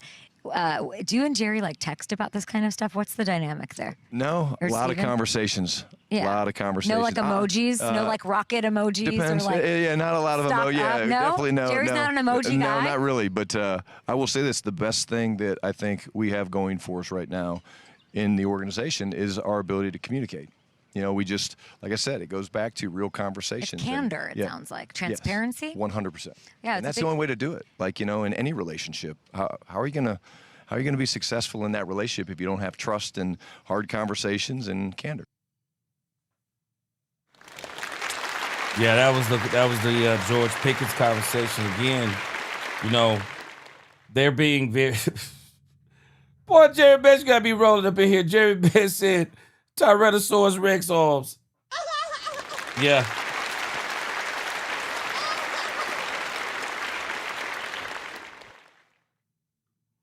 Brandon Mack, I think you make a very powerful comment. Sign him or do a sign and trade for a first and second round pick because the price has gone up for him.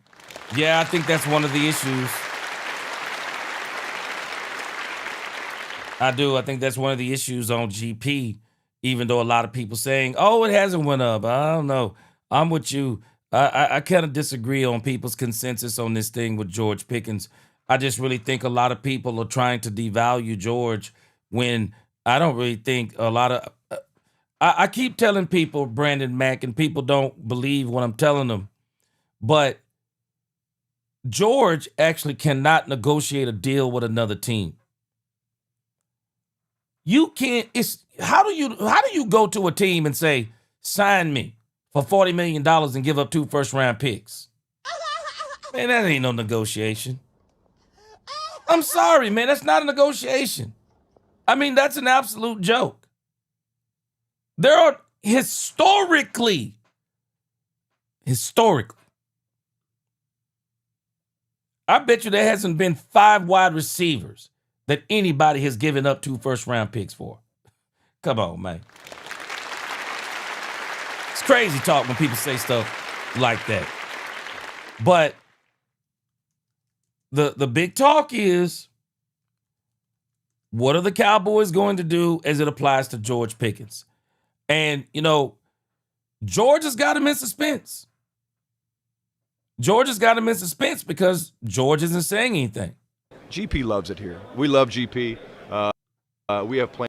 Let's listen to another snippet about George Pickens, and then let's listen to Stephen A. Smith and Ryan Clark weigh in on this. And Ryan Clark said some pretty powerful things in this matter. Check it out. Plans for GP to be here for a long time. So we'll let the business side of this thing play. Now, Miss Matrix, tell me if you're still here. But as I'm listening to Brian Schottenheimer, and the rest of y'all tell me the same thing, Big Brown Bowski, Dominique Pittman, the rest of y'all, Newhouse fam, does this not sound like deja vu to y'all? When I heard Brian say the business side will work itself out, all I could think about was Michael Parsons. I'm telling y'all right now, I'm putting together a show to do the week before the draft. Because I'm looking at the different scenarios that could play out for the Cowboys on draft night. What's going on, Ruffin? I keep looking at the different scenarios that could work out. I've already mentioned Max Crosby deal. I've mentioned the Myles Garrett deal. I've mentioned the Jordan Brooks deal. I've mentioned the Cowboys trading back at 12. I've mentioned the Cowboys trading back at 20. I think a very slim chance the Cowboys could maybe try to move up if we could convince the Arizona Cardinals that the Pittsburgh Steelers want Ty Simpson. And if they want Ty Simpson, they better get Ty Simpson, or better yet, let us trade you. Let us trade you a draft pick. We'll trade you the 12 for the 3. You can get Ty Simpson at 12 rather than at 3. Let us get that 3, and let us go up there and get a Sonny Styles. I've mentioned all of these scenarios that I am not ruling out for the Cowboys on day 1 and day 2. But until the Cowboys extend George Pickens, while I know we want to rule it out, and I'm trying to rule it out, none of us, I don't care what any of us say, as much as we like George Pickens, and I've been the biggest George Pickens advocate that I know of, for as much as we like George Pickens, and it's for as much as we want George Pickens to be a Cowboy, none of us can rule out the Cowboys trading George Pickens on draft night. We can't rule it out. George Pickens, whether anybody realizes it or not, he is one of the biggest and best trade pieces out there right now. He's one of the biggest trade pieces out there right now. I just don't want this to happen. But I'm telling us, until the Cowboys extend him, we can't say that it's not going to happen. Angie the Rebel Chicks, what's going on, my sister? We cannot rule it out. And so this is why this question around George Pickens, it continues to be a big discussion, because nobody knows what George is going to do. And the reality, guys, I just got to be honest with you. Nobody knows what the Cowboys are going to do. Who knows? I'm assuming that we're keeping George Pickens. I'm assuming the Cowboys understand how great George is, how great the offense looked with him, how much the players want George, how much Dak wants George. CD loves George. I mean, I'm saying all of these things because I'm actually trying to convince myself that the Cowboys will not move off of George. But for every time I hear we got long-term expectations for George, I've heard that language before.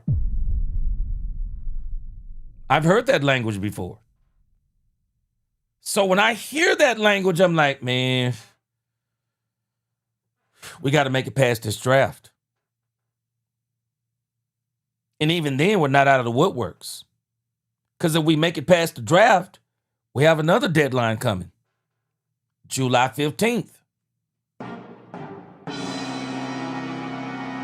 So the more I hear about this, I'm just kind of like, oh man, I don't want this to turn the way that people are saying. But the part that I like is this. George Pickens is not saying a word. And that's the way I want George to say. Real G's move in silence like lasagna.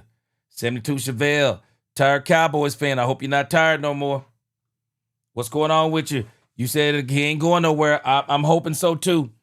Rombowski said, I think Brian should be looking at telling teams he's willing to play defensive tackle too.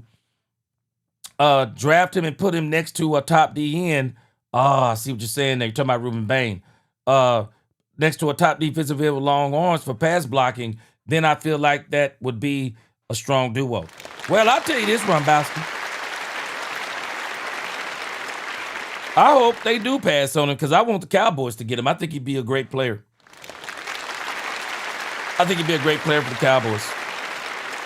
What's going on, Francois? I would love for the Cowboys to get him. I would love for the Cowboys to get Reuben Bang. All right, here's Stephen A. Smith and Ryan Clark talking about George Pickens. Franchise tag George Pickens after he led the team in receiving yards and touchdowns last season. However, Pickens was more looking for a long-term deal and more money.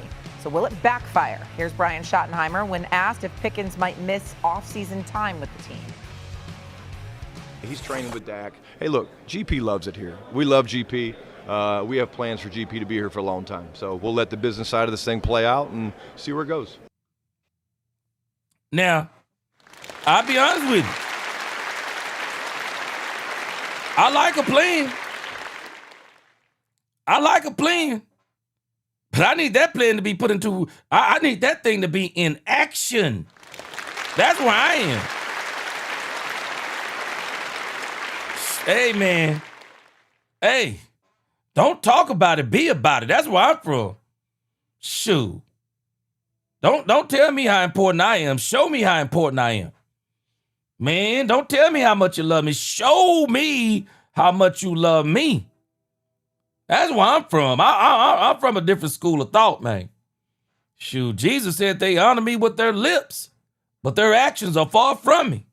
I'm from a different cloth, man. I'm from a different cloth. I gotta get some. Hey, man. All right, let me see. I got the speed at normal. Yeah, that playback speed was normal. I don't know what's going on. Yeah, I got the playback speed at normal. Rombowski said a deal was already in place with Parsons, so I think most felt like a deal would eventually get done. Dallas has Lamb, so I think many feel like Pickens can be a trade piece more so than Parsons was. Yeah, I'm like you, man.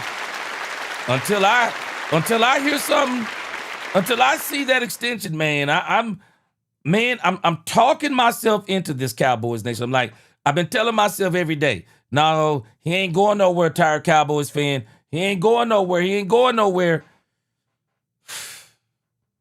This verbiage that I'm hearing Brian use, I heard this verbiage last year. Miss Matrix said, she said she can't believe him. Oh, yeah. Yeah, can't believe him. Hey, I'm struggling hard with this one. Football Fanatic said, I trade 2 firsts to the Jets for Alvaro Reese and a 3rd. You know what, Football Fanatic? Cowboys could absolutely shock us and do something like that. Okay, you say you hope Philly don't scoop. Oh, man, yeah. And I guarantee you, Mr. Seed Starter, let me tell you something, Mr. Seed Starter. I wouldn't be surprised if one of the reasons why they were trying to get those 5 years on those trades is because they were trying to get a team that could go further down the line and give up something for Miles. If they couldn't give up first round picks let's say they couldn't give up first round picks in 2026 and 2027. They were trying to convince the league to go 5 years down the road so they can convince a team to say, well, you can't do it in these 2 years. Do it in 28, 29, and 30. Oh, no. Yeah, I know exactly what you're talking about. Saga last year. Stephen Jones, see George Pickens as draft capital.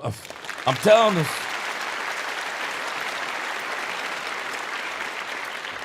Rombowski said, why would you trade when you're not going to get back the 2 first-round picks like you can from the franchise tag? Foolish move to make a trade, if you ask me. Yeah, I get what you're saying. But you know, Big Rombowski, you can rescind that and just do a sign and trade. So, Booby said the to keep Pickens is critical. I believe so, too. That we hit on our draft picks to keep the payroll down for years to come.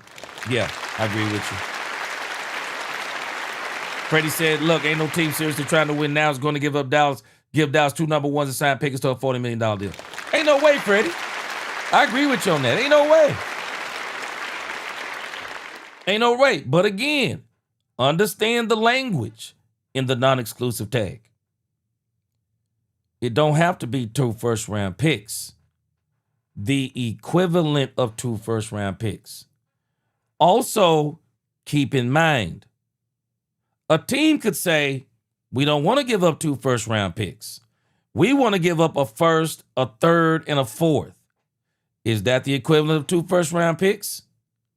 They could also say, we ain't giving you no first-round picks. We'll give you 2 2s and 2 3s. You could rescind that tag and do a trade and sign, or that team can trade, because the Cowboys own the rights to George. There's nothing he can do. There's nothing he can do. So until they get this thing signed, I mean, we don't really know what they're going to do. They got so many options. Angie said, gee, for some reason, I'm just not hyped for the draft. I'm honestly waiting for the season to start. Angie, I'm going to be hyped. Well, I am hyped for the draft because I'm hyped for the draft because I want to see what the Cowboys do because they're going to have so many options. I'm telling y'all right now, watch what I tell you what's going to start transpiring on draft night. I'm not going to be surprised. Oh, we're not trading Max Crosby. Max Crosby going to come up on first night of the draft. Oh, we're not trading Myles Garrett. Myles Garrett is going to come up on the first night of the draft. Jonathan Grenard's going to come up on the second day of the draft. Jordan Brooks, if he's not traded to the Cowboys before then, which I hope that he is, Jordan Brooks, his name is going to come up probably on the second day of the draft. Sweat, all these different players. So what I'm excited about in the draft is the possibilities for the Cowboys. That's what I'm excited about. Who could fall to the Cowboys? Who the Cowboys could trade up for? The Cowboys trading back. It's going to be must-watch TV. The Cowboys are literally going to make this year's draft. Everybody's going to be wondering, because again, Angie, let's think about it. The news story that everybody is waiting on now is, what did the Cowboys do with those Michael Parsons trade? What they do with them? What they do with those Michael Parsons draft picks? Well, everybody wants to see. They absolutely want to see. And we definitely about to see. So I'm excited about all of that. All right, let's check this out, what they're saying about George. Is it going to be the business side of it, or is it going to be the drama of it all? Ryan Clark is here with us. The offseason drama seems to follow the Cowboys, but is it good or bad for the Cowboys, Ryan Clark? I was just before he speaks, I just wanted to say it just makes me emotional that my boys are coming in. It's not football season, and they coming in studio, to see their boy. This is a very, very touching thing because it ain't football season, but my man is here. What up, RC? What up, baby? dog? What's happening, baby? I'm good. Shay, you as Doggy would say, you may continue. Thank you very much.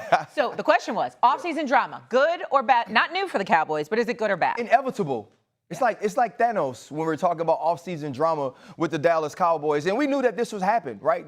The Cowboys are like the most one step forward, two step back team in all of football. And they've done some good things. You go get Christian Parker from the Philadelphia Eagles to be the defense coordinator. You acquire Rashawn Gary. The news says that you were trying to get Max Crosby as well. Javonte Williams is signed. You get the Kobe Durant at the corner position. But you knew this was going to happen with GP. Bass? You knew when you traded for him last year, this was going to happen. And guess what else you did, Dallas Cowboys? Guess what else you did, Jerry Jones? You said last year that the same agent that George Pickens has don't need to be talked to about Michael Parsons, even though now you got to talk to him about George Pickens.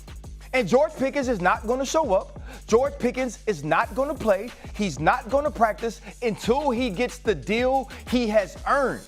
And I repeat it over and over again. David Mulligetta, his agent, always says, I ain't taking $9 on 10, and most times I want 11.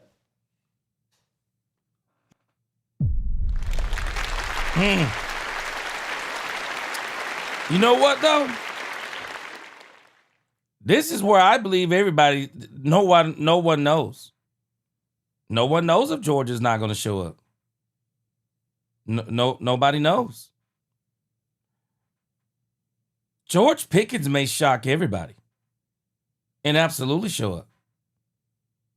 Nobody knows if George Pickens is not going to show up yet. I mean, I really believe this is one of the reasons why people are talking about this so much, because we just don't know what George is going to do. See, Micah talked a lot. Micah talked a lot. And so with Micah, you could kind of read some of the tea leaves and see how certain things were going. You know, Michael, he gonna send a telegraph out there. Don't want to play for the Cowboys no more. And, whatever Michael was doing. So you can kind of figure out what Michael was going to do. Nobody know what George is going to do. For as much as people say George is not going to show up for anything, I don't think that's true. I don't think that's true. If anything, I believe George is going to do what's called a hold in. And I don't think George is going to do the hold in like Michael Parsons. I don't think he's going to be doing all the crazy stuff that Michael Parsons was doing. But I think George is going to do more of a hold in. George is going to be with the team, I believe. Even if he doesn't work out, I believe George is going to come out there voluntarily with the team. I think he'll come out there. He's going to, maybe with some walkthrough stuff, he'll do that. I don't think he's going to do any running. I don't think he's going to do any of that type of stuff. But he's going to be there so that he can see all the calls, so he can understand some of the plays that they're going to be doing. I just don't think, I don't think George is going to go as far as a hold out. I think George is going to do a hold in. But George may even surprise me even further than that. He's already working out with Dak Prescott. If he can work out with Dak Prescott, he can probably work out with the team. What's the difference in that? What's the difference in running routes out there with Dak Prescott and running routes out there in involuntaries? What's the difference? They're not hitting in involuntary workouts. They're not hitting in things of that nature. You might not want to run the routes. Even though George kind of glides anyway when he runs the routes. So I think George is going to surprise a lot of people because he's been surprising so far because George hasn't had one crash out yet. JCT Slice says, gee, I want the Joneses to keep putting the pieces around Dak. If he does that, I know we can win. Sam Darnold, Jalen Hurts won, so Dak can definitely win. We have 4. Yeah. That's a t-shirt right there. Star Guardian X, what's going on? Appreciate that super chat, my brother. Said, good evening, chat. Said, tell us all this cryptic talk really means for us, man. Again, I already know what Stephen Jones is doing if y'all hadn't caught on to it. Stephen Jones knows the Cowboys need a linebacker. The Miami Dolphins might say with Jordan Brooks, unless somebody makes us a really good offer, we'll just save Jordan Brooks until draft night. And then teams, as players start to slip away and disappear, teams will come back and start making us some good offers for Jordan Brooks. So I know what they're doing with that. Yeah, Bass, I agree, man. GP not on this team. It'll be hard to watch unless they bring in another dynamic player. Rombowski said, so if no team comes around to make GP an offer, they're not. He can't come to terms on a deal with Dallas. He's not going to play at all in 26 and simply let $28 million slide over for a year. What a tool. Nah, he ain't going to do that. Nah. George isn't going to do that. Rombowski, I think what they're going to try, or at least what I believe, or at least maybe what I'm hoping, I think what they're going to try to do is they're going to try to figure out what are the Cowboys willing to pay George Pickens? What are they willing to pay him and CeeDee Lamb? As in, what will they pay him while staying on the team with CeeDee Lamb? And so I think they're going to try to figure that out. And once they get that figured out, then they will probably do a deal. And again, I don't think George is asking for 40. I don't think he's going to ask for $40 million. I just don't think George Pickens is going to ask for $40 million. I just don't. Maybe I'm crazy. Maybe I'm brainwashing myself. I don't think he's going to ask for $40 million. I know he wants more than DK Metcalf. He'll probably get more than CeeDee Lamb just by default. And so he'll probably get $36 million. I think it'll be maybe $36 million. Cowboys probably give him a huge, they'll probably give him a huge signing bonus. Huge signing bonus and knock it down. And so it'll probably go like that. Oh, wow. Who is this Texas diehard? A $400 super chat. Oh, wow. Wow. Texas diehard. Man. Boy, I appreciate that, my brother. Oh, my gosh. Man, appreciate you. Angie. Wow. Appreciate you. Wow. I'm like you. Appreciate you, Texas diehard. Yes, sir. Appreciate you. Man, I don't know what else to say. God bless you. Man.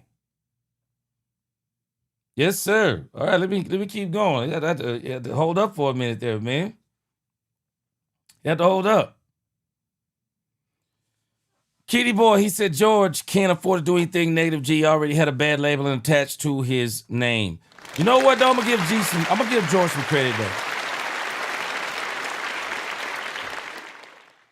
Birds of a feather hang together.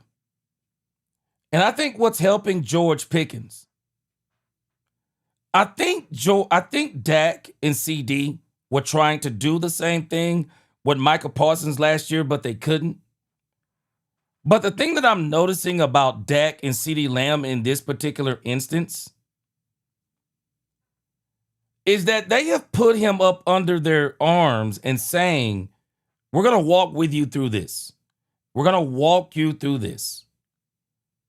And we're going to make sure that everything goes the way that it's supposed to go. So I really think this is what's going to help George in all of this. He's got Dak Prescott, CeeDee Lamb. George isn't as strong-minded as Micah. And don't confuse that as being weak-minded.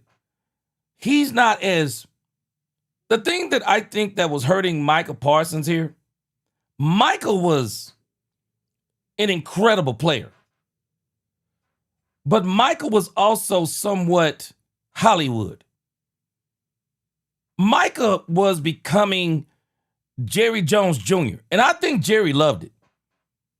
I'm telling you, and I think Jerry loved everything contrary to what anybody might think.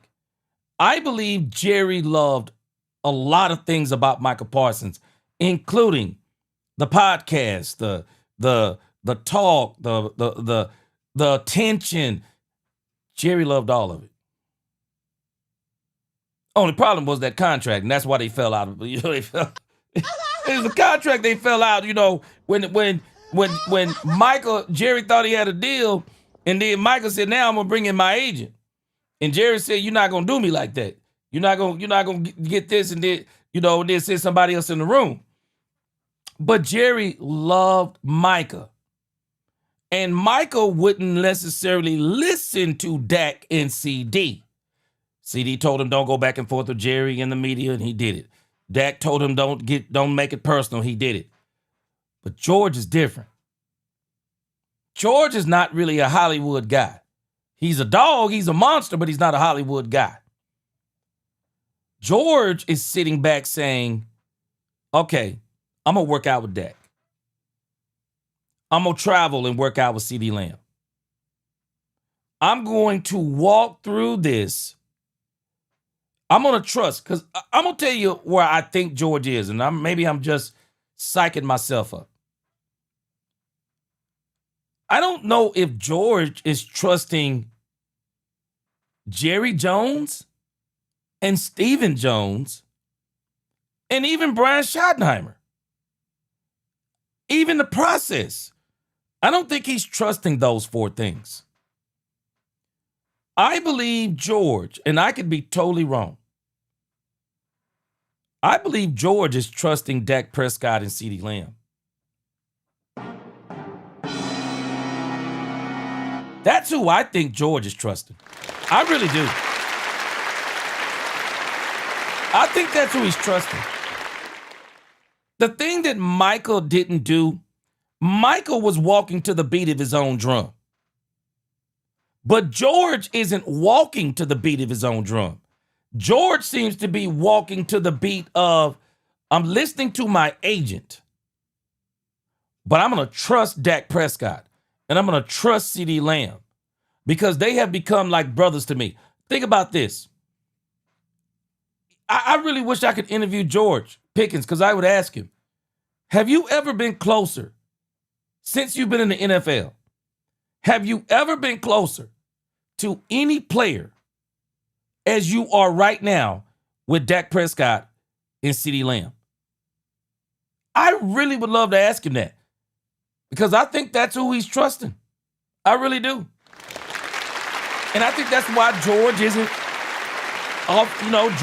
going off his rocker and saying things in the media and posting cryptic social media posts. And I think this is why he isn't crashing out, because he's got people in his corner that are fighting for him hard. Jerry and Steven can tell me anything they want to. But to know that Dak Prescott has taken him under his wing, working out with him, traveling with CD, man, that speaks volumes. That speaks volumes. I love what they're doing. All right, man, let me make sure I put this up here again. Make sure I'm not dreaming. Texan Diehard put up $400. Man. Appreciate you, Texan Diehard. Appreciate you. God bless you. All right. Let me see here. Baz said I'd still take Michael right now, too, even though I feel he's a traitor. Yeah. Michael and Jerry got personal was their problem. 72 Zavelle said they're getting small things out of the way until it's time to sign GP. I hope so. Now, Bass, Rashawn Gary is going to help us some, but I still say we need a little bit more. Rashawn Gary is going to help us, but I still say we need a little bit more. All right. So this is Stephen A. Smith's take on this about George Pickens. Let's check it out. Here's the thing that's interesting, and I'm glad RC brought it. I don't disagree with anything you said, RC, but here's the deal. First of all, just to remind people, you're talking about George Pickens. You're talking about a guy that led the Cowboys in targets, receptions, receiving yards, and touchdown catches. He's absolutely balled. And the $27.3 million tag that was placed on him so he doesn't go anywhere, we know he's worth more than that because he's proven that. So let's get that out the way right now. Where the conversation becomes very interesting, RC, however, is that the deal that he wants, the deal that he deserves. I'll lean on you for that in this regard. We just saw what Jigba got, what he got. We just saw that, right? That's over $40 million, bro. Now, we're not going to sit up here and say definitively that George Pickens deserves more than CeeDee Lamb, who's at 36, are we? We're not going to say that. Yes. Because, see, that's where it gets very, very interesting. Because if you the Dallas Cowboys, if they came to Pickens, first of all, he deserves a long-term deal. And secondly, you know what? I wouldn't go on the damn football field on a one-year deal when one play can end it. Hell with all of that. Wait a minute, hold on a second. Rob Bosky, boy, you about to roll, boy. Let me tell you how on time you are. You said, gee, you and your family going to Sizzles tonight. Man, first of all, Rob Bosky, man, you know me and you, we must be up there in age because I don't even think people even know what Sizzle is right now. But I was just sitting with my wife. I said, somebody just sent a $400 super chat. And my son just sent in the chat when at the same time you said Sizzler. He said, food on you tonight. Boy. Man, Texan Diehard, you made my night, brother. Appreciate you. Frank Lawrence, he said Cowboys, he said the best. He said, let's talk Cowboys. Gee, the best live Cowboys chat on the internet, no doubt. Best chat on the internet. I agree with you. Yeah. Bass. Boy, you know we showing some age when we start talking about Sizzlers, man. Come on, man. I ain't heard that name in so long, I don't know what to do. Boy, I ain't heard Sizzlers in so long. It's crazy, boy. The guaranteed dollars that's out there for him, he's got to hold it. Absolutely. The question is for how much? What are we talking? Yeah, but the problem is, and I said it, Emeka Egbuka, apologist, another Ohio State wide receiver. But Jackson Smith and Jigba has shown you the way that the wide receiver market is increasing. Think about when we saw a deal for Justin Jefferson, and then CeeDee Lamb followed him, becoming the second highest paid wide receiver in all of football. The market has changed. You don't get to go negotiate if you're George Pickens and say, well, when CeeDee Lamb signed this deal 2 years ago, he's worth more than I'm worth. When I played more games, when I had more catches, when I had more yardage, when I proved last year that I can not only be a 1B receiver, but I can be an absolute number 1 receiver for the Dallas Cowboys, not another team. That's the way that George Pickens is going to negotiate. George Pickens is going to negotiate on $42 million a year that Jackson Smith and Jigba got. This isn't a conversation about who CeeDee Lamb is. This is a conversation about who George Pickens is right now as it stands in the wide receiver market, Stephen A. You know what? Let me say this real quick. Gronkowski, boy, you still got me laughing. You said you still remember Sizzling Bonanza. Gronkowski, you know what's funny about Sizzling Bonanza? So I always watch these shows. I'm showing my age again. I watch these videos on YouTube that talks about how these restaurants and stuff went out of business.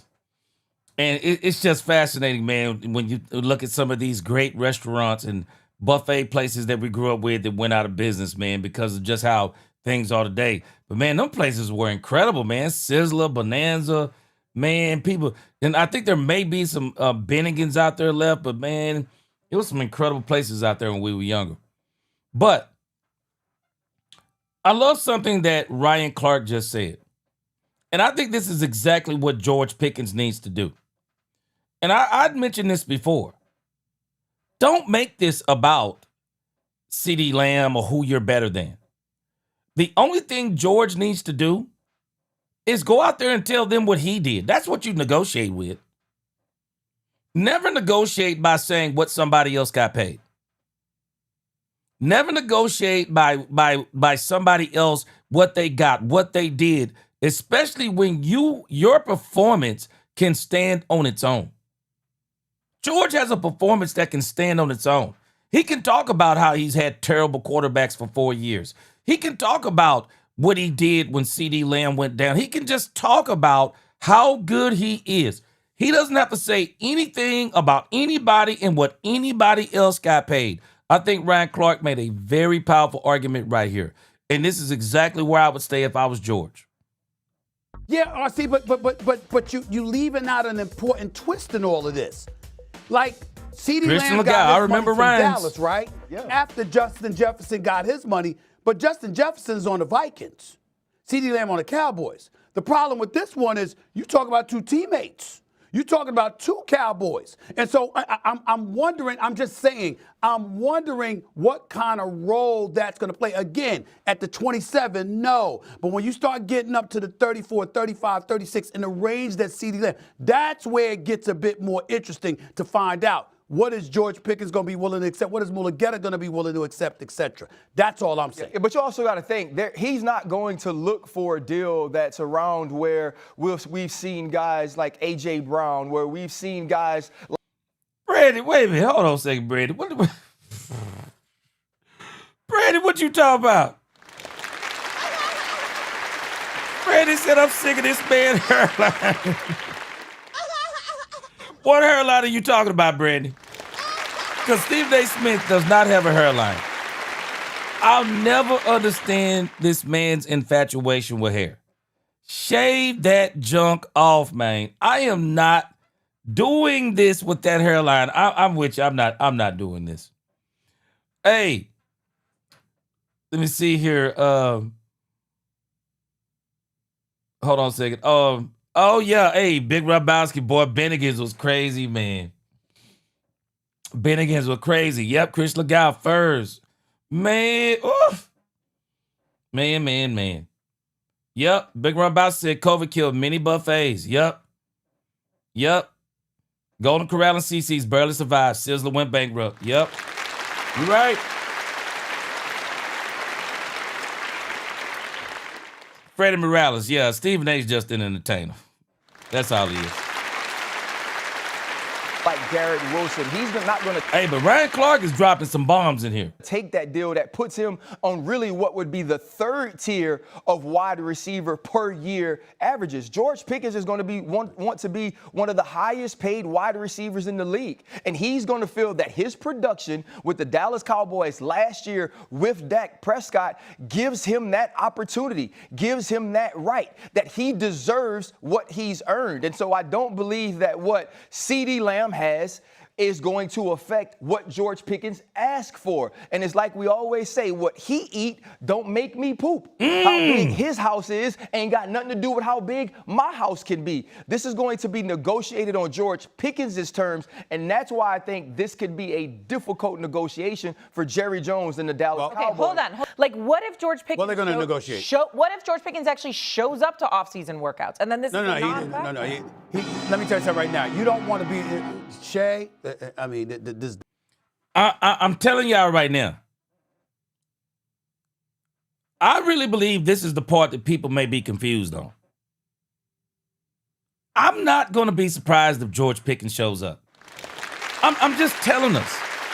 I see a scenario, and I could be wrong. Y'all tell me. I just see a scenario where George is actually going to show up. I really do. I really see George Pickens showing up. Bottom line, I see George Pickens showing up. Y'all tell me what y'all think. I'm telling you, I see George showing up. I do. That don't mean George is going to be out there running this drill and that drill. But I do think George is going to show up. I believe he's going to do it because he trusts Dak Prescott. He trusts CeeDee Lamb. He's been the way that he's been. Nobody's noticed this. If George isn't with CeeDee Lamb, he's with Dak Prescott.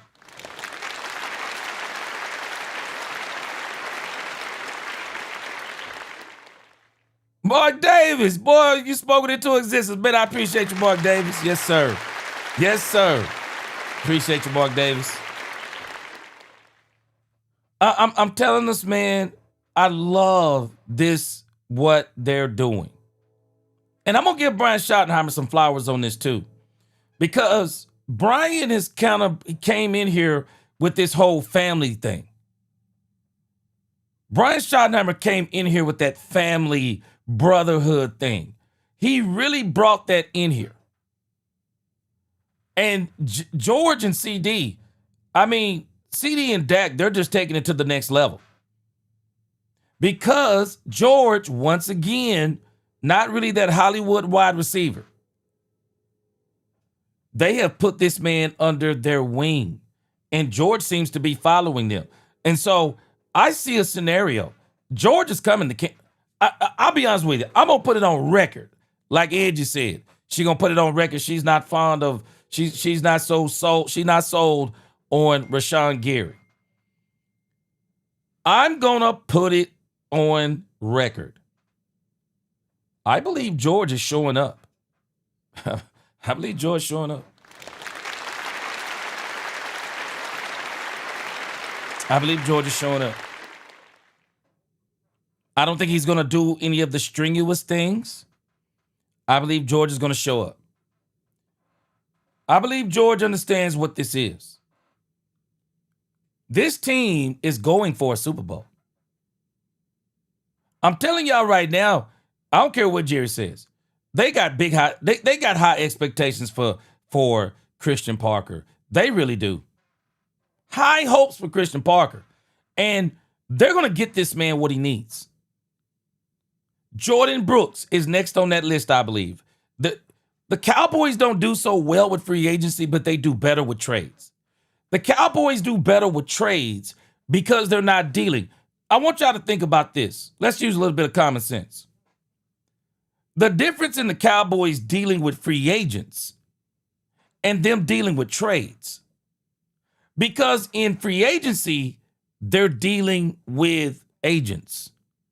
With trades, they're dealing with teams. And the Cowboys fare way better when they're dealing with teams.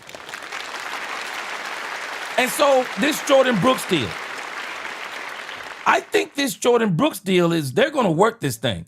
Because why? They're going to be dealing with the team. It's Miami they're dealing with. They're not necessarily dealing with the agent. The agent, in the grand scheme of things, he really can't do anything other than if they want to trade, Jordan Brooks, I guess he could tell him don't sign the deal and don't play. But that ain't going to help him out any. So the Cowboys can work these trades a lot better. Now, what they got to get better with these trades is I believe the Cowboys need to start trading and signing. Don't bring in Jordan Brooks and say, okay, we're going to leave you on that last year of your deal and then we'll deal with your deal next season. No, you bring in Jordan Brooks and sign him now. And don't look back. Don't look back on it. So, Tatiana, the Cowboys, I believe they're going to continue to work on defense. Jordan Brooks, I'm telling y'all right now, Jordan Brooks is no punk. He is no slouch. I'm telling y'all right now. Jordan Brooks would be an incredible pickup for the Cowboys at linebacker. And then you put him with a Demarion Overshown and still go get a Jacob Rodriguez? You're talking some serious firepower. We'll see, though. Christian Legal said GP going to show up and show out so he can get paid, and Dak and City have probably told GP that. Yeah. I'm telling you, I believe he's trusting these two guys. Baz said, you're right. I'd like to think Lamb and Dak won't Pickens, so Jones not going to tick them off by sending Pickens away, but we know better because of Micah. Now, again, Baz, think about this. This is what's different. Michael wouldn't listen to CD. Michael would not listen to CD. Michael wouldn't listen to Dak Prescott. They both gave him advice that he did not listen to. They both gave him advice that he did not listen to. George seems to be different. George is staying quiet. George is keeping his head down. He's working out with Dak. He's hanging out with CD. I love everything he's doing. Freddie Morales, we still got a Luby's in this area over in Lancaster, man. And I don't live in Lancaster, but my congregation is over there. We have one over there. I'm gonna go over there and get me one of them chopped cheese steaks, boy. Man, that chopped cheese steak over there at doggone Luby's is next level. Christian Legal said, I think Leofau will be a monster in this new defense. I hope so. Man, I don't know why y'all saying they talking fast. I don't have it on. I got it on regular speed. I don't know. Maybe some. Man, I don't know what's going on. But I got him at regular speed for sure. All right, guys. Let's listen to Brian Schottenheimer before we get out of here tonight. Brian Schottenheimer, man, let me tell y'all something. And as a matter of fact, what I'm going to do, because I got so many Brian Schottenheimer interviews, I know a lot of y'all probably listened to the Dallas Cowboy Brian Schottenheimer interview. We'll come back and listen to that one tomorrow along with Jerry Jones on DallasCowboys.com. What I'm going to let y'all hear is that Brian made the rounds, man. Brian Schottenheimer made the rounds. And so there are two interviews that Brian did. He did one with ESPN, and he did another one with Kate Adams, I believe her name is, on Up and Adams. So rather than listening to the one y'all have already listened to, we'll listen to those tomorrow. Let's listen to the one he did today with ESPN and Up and Adams. Let's listen to what he said on ESPN first.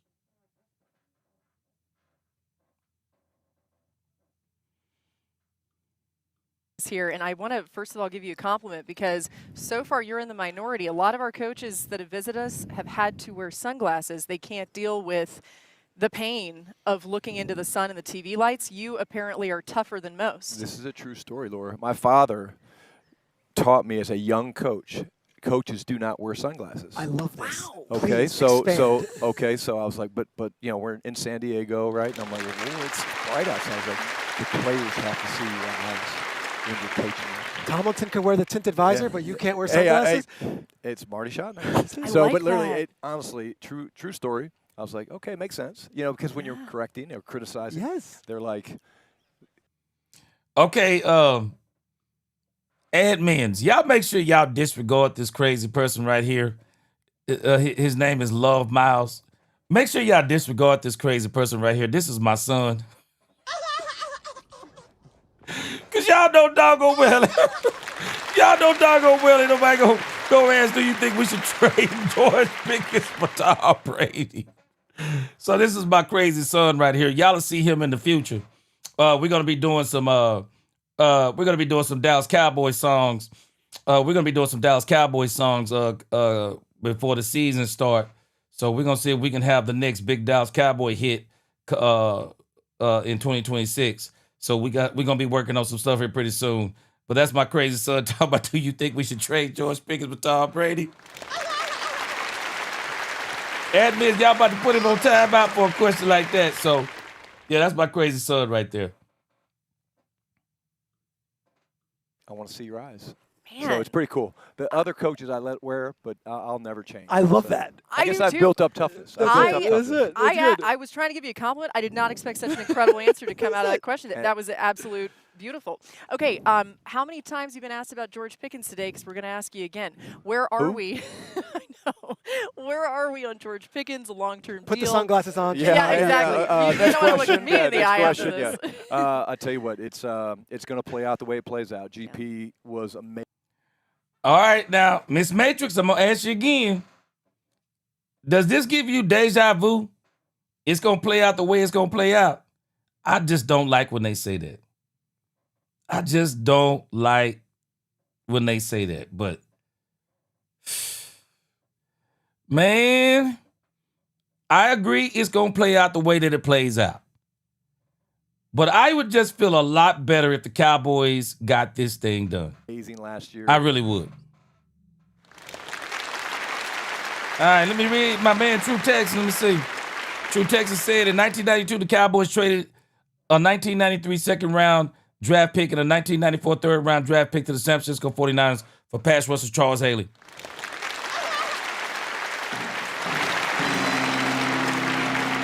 Now, True Texan, I'm glad you brought this up.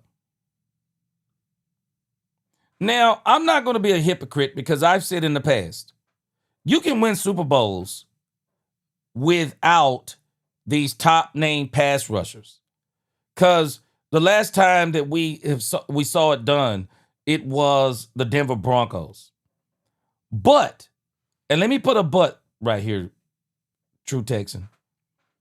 One of the reasons why I'm in favor of the Myles Garrett trade, rather than even the Mike Crosby trade, the Myles Garrett trade is something that the Cowboys can absolutely afford. The Cleveland Browns set up Myles Garrett's contract, and so did Myles Garrett, so that if he got traded, the team that he got traded to, it would also be advantageous for them under the salary cap. So with Myles Garrett, this isn't just about having a premier pass rusher for me. It's about being able to get a Myles Garrett at the price the Cowboys could get Myles Garrett for on the first 2 years of that deal. True Texan, I really believe the Cowboys need to make a similar move. Man, this Myles Garrett thing is right there for, I don't care what Andrew Berry is saying. Oh, yeah, we're not going to trade Myles Garrett.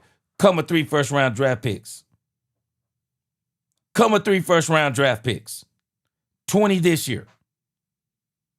20 this year. Second round next year. Pending what the first round is next year. They have to wait and see what it is. And then the first round in 2028. I don't care nothing about 2028. If you can get Myles Garrett for 3 first-round draft picks, Myles Garrett, at that price, he changes your whole football team. Myles Garrett changes your entire football team.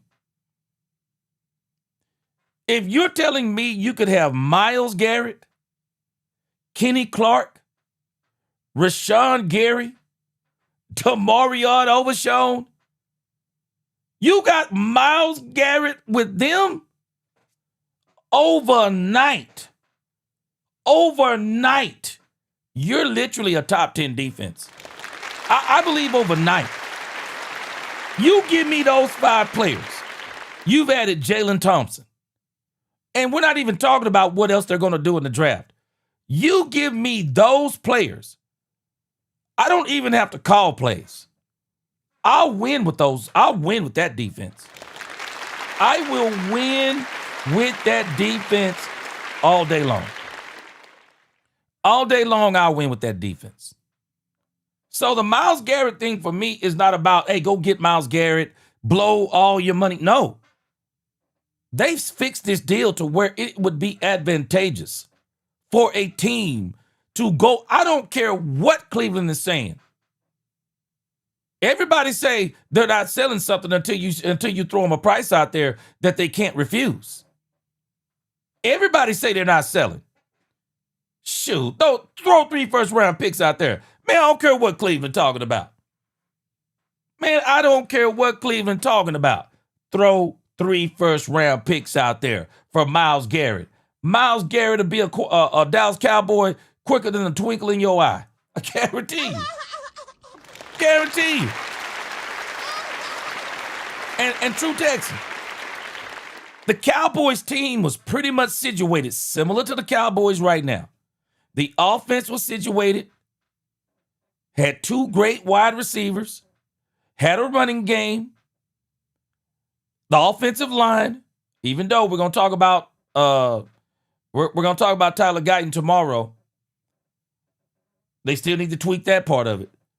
But true Texan, with what the Cowboys have already added and with what they can still potentially add, if I were the Cowboys, and maybe I'm just thinking, maybe I'm just high off that $400 super chat, but I'm just telling you about me. If I were the Cowboys, not only would I throw those 3 first-round picks out there for Myles Garrett, I'm still going after Jordan Brooks. What? I'm still going after Jordan Brooks. I'm still going after him. I'm adding him into the mix. Man, let me tell y'all something. I'm busting the budget. I will give you the definition. If you gave me the opportunity, I'd give you the definition. I wouldn't tell you, I'd show you. I care nothing about 2028. None of us might not be here in 2028. I'm throwing everything into 2026 and 2027. I'm throwing absolutely everything. If it took 3 first-round picks, and I know some people think that's rich, who cares if you get a Super Bowl? Who cares? Does it guarantee you a Super Bowl? No, but it dang sure get you closer. It dang sure get you closer. I'm still going after Jordan Brooks. I'm still going after Jordan Brooks if I got Myles Garrett. I'm still going after. I don't give a dog. I'll give away that 20 and that 3rd. I'm putting the whole league on notice. Yeah, y'all do know we about to go for that chip this year, right? We got Dak Prescott on one side and we got Myles Garrett on another side. We going for that chip. I'm telling everybody.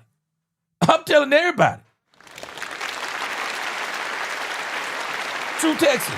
People don't realize who were not alive at that time, or maybe they were too young. True Texan. When the Cowboys went and got Charles Haley, true Texan, you tell me how you felt when they got Charles Haley. When the Cowboys got Charles Haley, Super Bowl. Super Bowl. Those of us who were alive at that time, this ain't hindsight 2020. Charles Haley was wrecking the league before the Cowboys got him. When the Cowboys got Charles Haley, we all said Super Bowl. Super Bowl. Super Bowl. They didn't do it once. They went back to back. And could have went 3 times in a row, I believe, had they kept Jimmy. Just like when the Cowboys got Deion Sanders. Who here was alive long enough to know or remember that when the Cowboys got Deion Sanders, what did we all say? Super Bowl. Sure. Boy, we all said Super Bowl. The Cowboys didn't go the following year. They should have three-peated. Man, when they went back and got Deion, man, we all said Super Bowl. All of us said Super Bowl. Even without Jimmy, we said Super Bowl. Cowboys right now, man, they playing around with championship moves. They playing around with them. Now they just got to make them. They got to make them. Andrew said, yes, G, that's what I'm talking about. Really go for it. Stop playing these games. Man, don't care nothing about 2028. If you can get Myles Garrett with the salary that you can get him with right now, man, this is a no-brainer. Who cares about who cares about 3 first-round draft picks? Who cares about 2028? I don't care nothing about 2028. I don't care nothing about it. 2026 and 2027 is all that matters to me. If I were the Cowboys, go get Myles Garrett. Man, I'm telling y'all right now, Andrew Berry can tell me anything he want to. I'd send a package to that man's crib. Him and the owner. I'd send a package to their crib. I would send them a package with a birthday cake and a card in there. Here it is right here. I'd have the whole thing already drawn up. This is what we're going to give you for Myles. I'd have the contract right, all drawn up right there. Here it is, 3 first-round draft picks. Take it or leave it. And it's going to be there. Those 3 first-round draft picks will be there until we draft at number 20. Take it or leave it. We ain't saying another word about it. All 3 of them draft picks right there. No negotiation. Take it or leave it. We're gonna leave it right there. Jordan Brooks, if I'm the Cowboys with Miami Dolphins, I'm probably gonna give them. I would give them a number 3. I would definitely give them a 3. Jordan Brooks is that kind of player. I'm telling y'all right now, if they could get Jordan Brooks, and Jordan Brooks is already gonna really improve them. Boy, now again, Myles Garrett would be a dream. Hey, True Texas said, beat my chest, G. Yo. Shoot. Man, True Texas, this is a no-brainer for me, man. This is a no-brainer for me. They couldn't do Myles Garrett's contract like that, and I was an owner. And I want to win right now. Oh, no, it'd be over for me. I'm playing my hand. I'm letting everybody know. I got 3 first-round picks out there. If y'all ain't coming with 3 first-round picks, don't even come to the party. I'm leaving them right there. And on draft night, I'm telling you right now, boy, the Cleveland Browns will be sweating so hard with them 3 first-round draft picks sitting right there. Boy, they wouldn't know what to do. They got the 3 first-round picks sitting on that desk. Boy, they see them players coming up. Man, they wouldn't know what to do, boy. They be sweating. And then knowing they could get from under Myles Garrett's contract, boy, I had them sweating bullets up in here, boy. Had them juggling sweating bullets on draft night. DC for life, he said, I trade a 12-20 at next year's one, because next year's draft at 27 going to be picked up a 32 first round. Shoot, man. I'm telling you, DC for life, man. I'm telling you. Man, I don't care nothing about no 2028. Because whatever I do now going to last for at least 2 years. I don't care nothing about no 2028. I throw them picks up there on the table and walk off. Man, I walk off so cool. Man, you wouldn't better tell me nothing.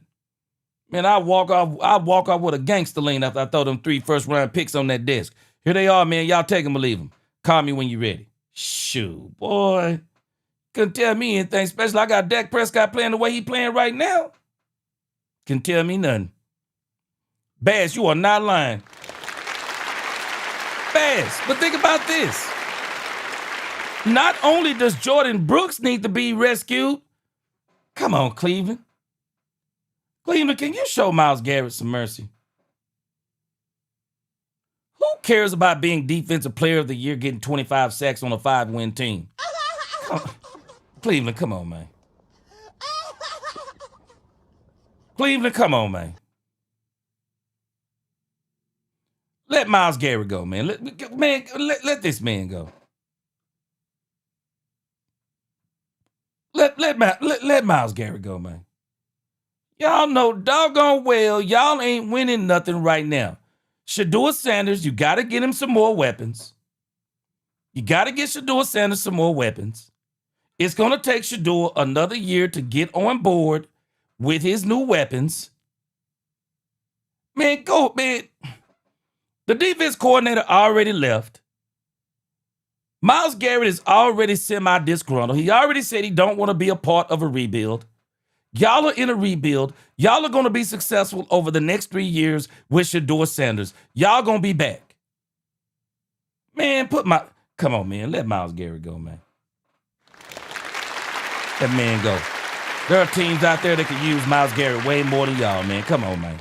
Buck Davis, appreciate you. He said, G, always. He said, you my guy. He said, I listen to you every day. Oh, wait a minute. Hold on. Let me read that right.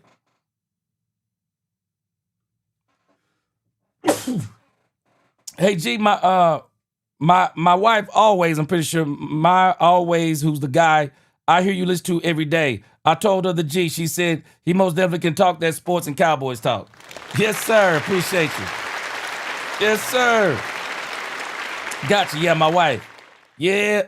Angie, come on. Angie, tell the truth. Come on. Come on, Angie, tell the truth. Come on, man. We need to send Moses. Angie, we got to send Moses over to Cleveland. Let Myles Garrett go. Send 10 plagues on Cleveland if they don't let Myles Garrett go. Let this man go. He need to go to a team we can win on. Come on, man. This man go. Shoot, Angie. Hey, back in the day, my first year in college, I got 4 numbers right on the lottery. And you right, man, you ain't getting them numbers right on that doggone lottery. Man, shoot. And let me tell you something. This team has had a hard time hitting on defense. It would behoove this team. They've done this thing. Think about all of these great defensive players the Cowboys have. Kenny Clark, trade.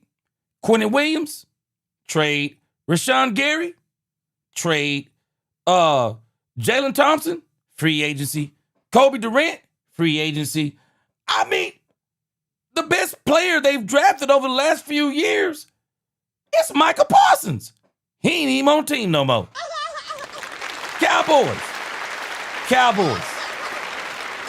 Y'all would do so much better. Just go get these players that are already good. Myles Garrett, top of the game. Jordan Brooks, top of the game. Man, I say if you can't draft them, trade for him. If you can't draft them, trade for him. I'd keep that number 12. Maybe you hit on Mansour Delane. Maybe you get Reuben Bain. Maybe you get that one cornerback or that player. But that 20, man, you can have that. Shoot, you can have that 20. Freddie, Freddie, don't say it. Freddie, I love me some Shedeur Sanders because, you know, I'm a big fan of Deion Sanders, man. I gotta give his son credit, man. I gotta give his son a chance, man. I think they shortchanged my man Shedeur. I think he's gonna be great.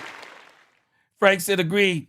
What can you get with a 12 and a 20 in next year's first? That's more valuable than Myles Garrett in his prime. 23 sacks, defensive player of the year on a cap-friendly contract. Come on, Jerry. Man, go get this man. Shoot. Ed just said, let my people go. Come on, Cleveland. Let this man go, man. Let this man go. Rob Bowser said that Cleveland GM Barry might demand a 3-page essay along with a trade package, just like he demanded all head coach candidates this past high-risk cycle. Well, I tell you what. I tell you, Rombowski, he ain't getting it, but I'm going to tell you what I'm going to give him. 3 first-round picks. You take him or leave him. And I'm going to watch him sweat bullets on draft night. That joke going to be sweating bullets, boy. All right, let's listen to some of this Brian Schottenheimer. We're going to get out of here, man. I really didn't know what we were going to get, and when I got him, I just fell in love with him. The very first meeting, I have a basketball hoop in my office, and I beat him. You know, we played a little bit of best of 3. Yeah, I beat him. He'll probably deny that, but from that point on, I just knew he just loves football, and he makes us better, and it'll play out how it plays out, but we expect him to be a Cowboy for a long time. Last year around this time, it was Micah's contract, and it dragged on, and obviously now we're in a new. Now, I'm just going to keep psyching myself up. I'm going to keep psyching myself up. They keep saying we expect George Pickens to be a Cowboy for a long time. My problem is with that, though, expectations are the robber of joy. Expectations are the robber of joy. I want this deal to get done because I agree with what somebody just said here. Yeah, James Bowie, I agree. I'm doing everything in my power to keep GP3. If it costs me to lose some players to make the money work, I'm doing it. Our offense is powerful with him. You know, James Bowie, and not only is our offense powerful, but our team is powerful. Our team is powerful.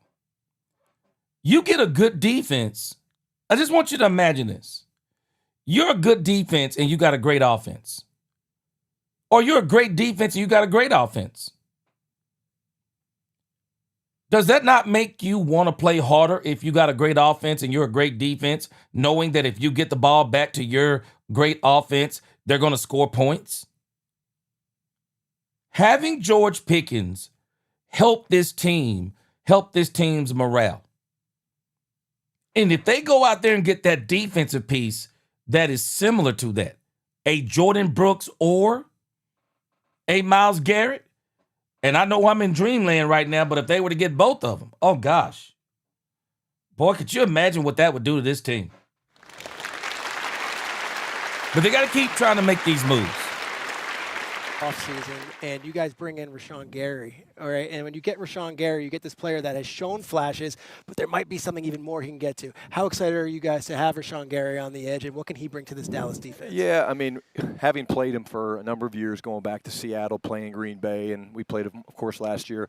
The guy is unbelievable. Number one player in high school, whenever he graduated, going to Michigan, top 12 draft pick. We think he's still got room to improve. I think we've put together a heck of a defensive coaching staff. Christian Parker kind of spearheading that thing. But we're really excited, and we think he's going to, again, do a great job rushing off the edge. Mm-hmm. And we've got some pretty good players inside. There's a guy by the name of Quinnen Williams that might play a little bit for us. Kenny Clark. Former teammate of his. Yep. Yeah. Pretty good. And the cool thing for me was Kenny's reaction when he heard about the trade. He was so excited. And then we've got a pass rush consultant by the name of BT Jordan, who's incredible. And we took him from Denver. Yeah. And they've been pretty productive the last couple of years. I'm telling y'all right now, BT Jordan is really going to help the Cowboys. Because last year, one of the things the Cowboys did, I forgot who that offensive line specialist was the Cowboys got to help them out last year. While I do believe that helped them out, but I believe what the Cowboys needed is that they need a guy like that on staff the entire season, a la enter BT Jordan. The Cowboys didn't just hire him for the offseason. He's going to be with the Cowboys the entire season. So he's just not going to coach them up in the offseason. He's going to be coaching them in the offseason, during the regular season. He's going to be there in the postseason. He's going to be there this entire way coaching up the Cowboys. And I really hope they keep this guy for a while. So we're really excited. 2 picks in the first round. A lot of people have talked about defensive star power going your way and that being the picks, but you kind of said something earlier that maybe it wouldn't just all be defense. What's the thought process as you look toward the draft, and especially these 2 crucial picks in the first round? Yeah, I think it's a What's going on, Rob? We're excited to have that firepower. We obviously made moves to do that. We feel like we've set ourselves up to draft pure, to draft natural. There's still some holes on defense that we'd like to fix, but I wasn't there for it. But they love telling the story about CeeDee Lamb. What up, Pure Gaming? Yeah, all of a sudden he's sitting there at 18. Also, the best draft setup in a yacht. Yeah, that's pretty good.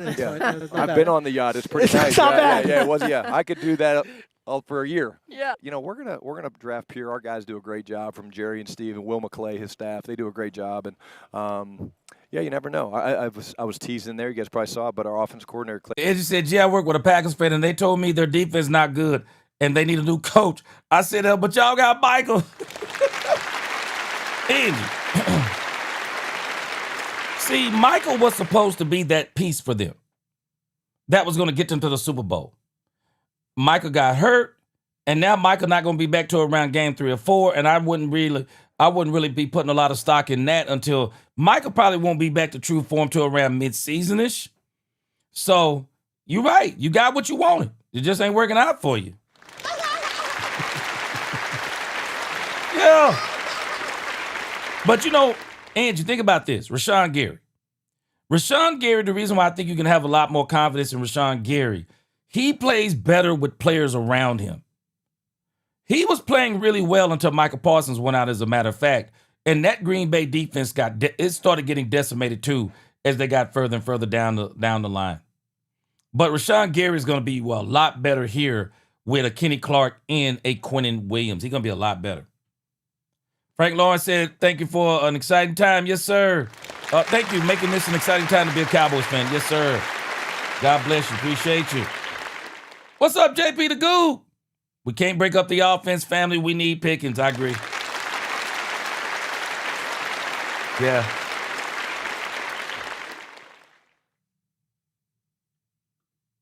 Senator Savelle said, gee, please stop not caring about 2028. I need a pacemaker.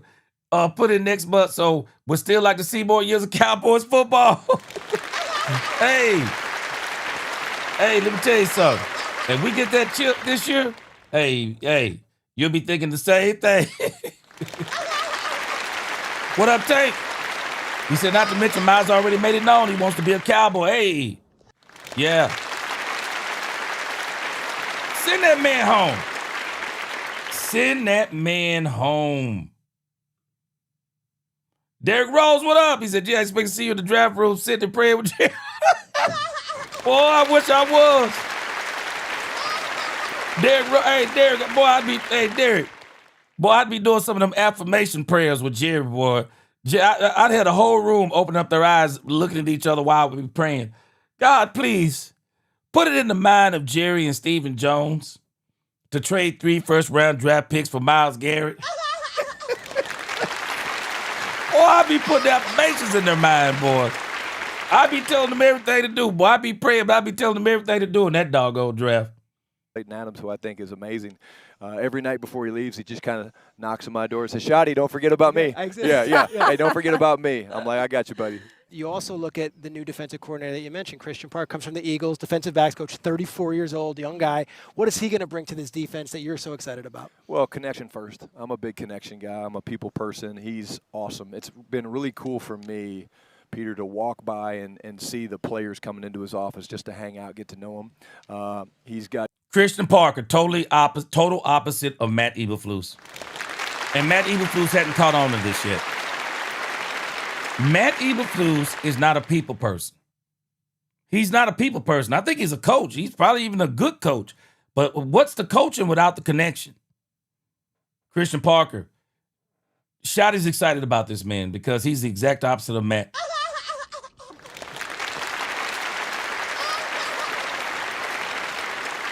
Great conviction in what he wants to do. I gave him a hard time when we first hired him because he was actually the 9th interview. The 9th Zoom we did. It's interesting. And I literally was like, man, I'm zoomed out. I don't know if I can do another one. And a couple of the guys were like, I do one more. This guy's supposed to be really good. And from the time we interviewed him, he just kind of kept wanting more. But I gave him a hard time. I said, hey, 34, huh? He's like, yeah, 34. And I was like, I was 32 when I got my first job. So I gave him, I said, well, hey, you've been slacking, man. But he's great. And the connection piece and then the versatility of coverages he's going to bring to us. I mean, this guy's an elite secondary coach, and we're just lucky to have him. As you look toward next year, just almost bigger picture, what's something you want to change or you want to do a little differently? I look at myself and the team and everything we do, Laura, from an after-action report in every phase. Things we did well, things we need to do better, and then how do we do better. And there's a number of things, but I referenced my father earlier, to be -9 in the giveaway takeaway formula. It's pretty impressive. We found a way to win 7 games doing that. We gave it away too much on offense. We didn't get takeaways. So we emphasized it last year. We're going to drill it more and do different things and have ball security circuits and ball disruption circuits. If we don't fix that number, then we're poised to repeat last year, and we're not going to do that. The funny thing for me is, like, I'm one of the newer guys around Jerry when you're sitting around a Will McClay and Stephen Jones, and so they've heard all the stories. Boys could not have gone better. Pickens put up career high. July, whether they can get the deal done in time or not. And that probably is going to be the case here, which means we could check back and have this discussion around the July 4th holiday. Until then, no talk of George Pickens. Table it because we just won't see him. He's not allowed to be there, right? I mean, I'm not tabling it. I'm going to keep asking you about it. What are we talking about? You got that star on the helmet. Well, here's the reality. It's like death taxes and talking about the Cowboys around July 15th when it comes to this deadline. And let me also say this. When we discussed Micah Parsons at this time last year, we all operated under the assumption that he was going to sign a long-term extension, and that didn't happen. So some of these situations are difficult to predict. Dallas, which is very patient and very methodical, might be even more difficult to predict. But the one thing I feel confident in saying is that we won't be seeing George Pickens for a little while. Can I say what the kids say? Adam just cooked. He cooked. He cooked. Yeah, he did. That was but a cook. It was like a fried egg on the sidewalk here. It was so hot. Mina, so when you think about the reality here, I mean, there could be a world where George Pickens is no longer a Cowboy. They're obviously hoping to work this out. How important is he to that offense and what he brings to the table for what they're really going to try to do next season? Let me read a couple of comments. Yeah. Angie, I think something went wrong with Matt Eberflus somewhere. Yeah, he's been pretty bad the last two stops, one Chicago, one being here. Sub-Zero said, I not only think GP is going to show up, I think he's okay with everything because the negotiations are happening outside of the media. Yeah, Sub-Zero. I think they're I think he's got it's not just the management, but it's how Dak and CD are really helping him out. And I think it's sending a message to Jerry that they need to get this deal done. Rombowski said, I don't know, G. I'm still able to remember Chicago in Hard Knocks when Flus was head coach. He came across as a people person, but he acted like that middle school teacher who was trying hard to act cool. Big Rombowski, let's think about this. Cameras were rolling. Cameras was rolling at Hard Knocks. But the thing that's funny is that team actually rebelled against him the year before they fired him. And the ownership had the smart idea to bring him back thinking everything would get better, and it got worse. Matt seemed, and one of the things they talked about was Matt was always, blaming them and things of that nature. But I don't think that's new for people per se. I do think that Matt, for whatever reason, he's lost his connection with these players. And I don't think it was just the Cowboys. It was the Bears, too. Because it's amazing to me how they bounced back after he was gone. They didn't make a lot of changes. The big change was him. Bass said, G, people are seriously underestimating the three guys we got. Gary, Ogbonnia, and Bullard. They were productive, and if not starters in their roles on the former teams, more production than the guys we traded for. Yeah. I really think we've done a better job with the quality. I really do. Angie said, I wonder how Easy and Revel going to be this season. Well, they saying that Deron Bland, or at least Brian, believe he done took them church shoes off. So we're going to see. I want to see Bland without anything on his knee, but he still got that thing on his knee. Pure Gaming said we're building a wall with our defensive line that most of these guys aren't chasing anyone down. That's why we need a speedy athletic linebacker room, probably while Leo Fowler's moving the linebacker. Yeah. Hey, I'm going to tell y'all something right now. One thing I think all of y'all can be confident with, they're going to stop the run this year. Everything they're doing is to stop the run. They're going to stop the run. And once they can stop the run and get these teams in more third and longs, because this is what was hurting the Cowboys, giving these teams third and shorts. Put these teams in third and longs. And when you put these teams in third and longs, then you can start having a lot more success at rushing the passer. They got to keep him in the building. And my thinking on this has evolved, Laura, because at first I was apprehensive about the notion of paying two quarterbacks a ton of money, thinking about the Bengals and all the needs on defense. But as I prepared for this draft and started watching all the receivers, and there are some really good ones, I found myself thinking, particularly as it pertains to a couple of them, this guy could be George Pickens. They have I see you. George Pickens, right? He would be wide receiver 1 in this class with a bullet. And so I think you look at offense that was top 5 last year, 5th in EPA per play, 4th in yards per play. You know what you've got. Yes, they need to make additions on defense, but they have ammunition in the draft to do so, and this is a good drafting team. So if I'm Dallas, I really try to make the bird in hand, which is Pickens, work out here, because you know that with him and Lamb and Dak Prescott, you have a top 5 offense. Yeah. Yeah. It's funny because we spend all this time on the Eagles and their wide receiver, and then now it's like, all right, now we're going to turn the page from A.J. Brown. Now we're going to talk about George Pickens, all in the NFC East. Schotty was really honest with us. He wants George Pickens to be a Cowboy. George Pickens wants to be a Cowboy. He told us that great story about competing at, Nerf basketball in his office. The two of them have this great connection, and I think he rehabilitated his entire career. But money talks. And the Cowboys don't typically get these things done, as Adam said, in March and April. And with the case of Zeke and CeeDee Lamb and Dak, they always got done. Last year was the fly in the ointment because Micah didn't get done and things went haywire. And Micah was talking and he was stretching during the preseason game at practice or whatever it was. I would imagine they're going to be working very hard once that deadline approaches. In the meantime, they have the 12th and the 20th pick. And I wouldn't just say defense. If they do see a wide receiver that slips that they think is interesting at 12 or 20, I think they'll keep their mind and they'll keep their eyes open for that. Well, I'm glad you brought that up because it is interesting to see what they do in the first round. At 12 and 20, I mean, impactful picks. And let's get back to Adam with some more top stories. The Cowboys have been linked to Clemson's Avion Terrell as a potential draft pick next month. What happened with him today? Well, Laura, he held a pro day at Clemson today, which is really interesting because he didn't participate in Clemson's pro day earlier due to a hamstring injury. And on the very first run today, during the pro day in which 29 NFL teams were in attendance, he aggravated his hamstring injury. So he did not get to work out. That's not... Cowboys, stay away. Stay away. Don't even take a chance. Stay away. How you want to head into the pro draft. Was projected as a 1. We'll still see if he winds up going as a 1, but that hamstring is going to be a question. Meanwhile, Dan Campbell talked today about the idea of this organization and team moving Penei Sewell over to left tackle. Taylor Decker obviously not going to be back in Detroit, not expected back. They need somebody to play left tackle, protect Jared Goff's blind side, and it certainly sounds like the all-world offensive.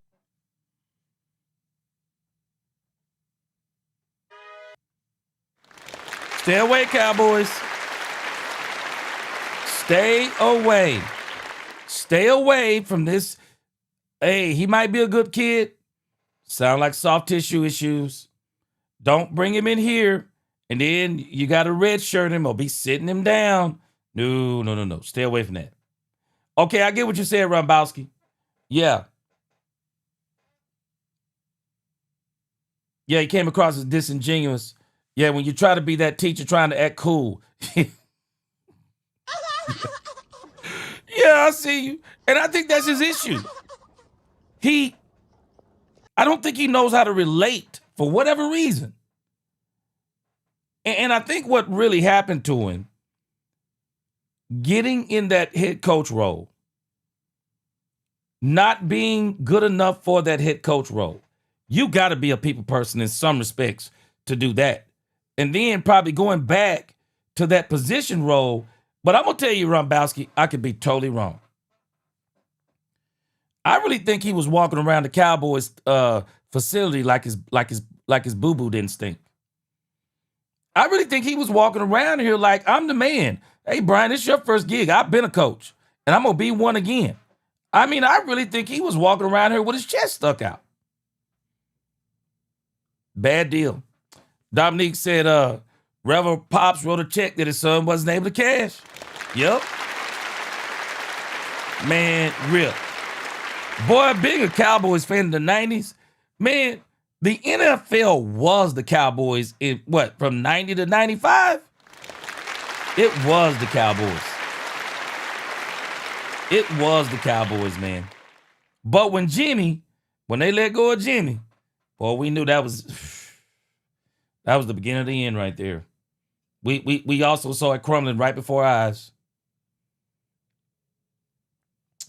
Yeah. But you know what, Rombowski? But let me say this about Bill Belichick.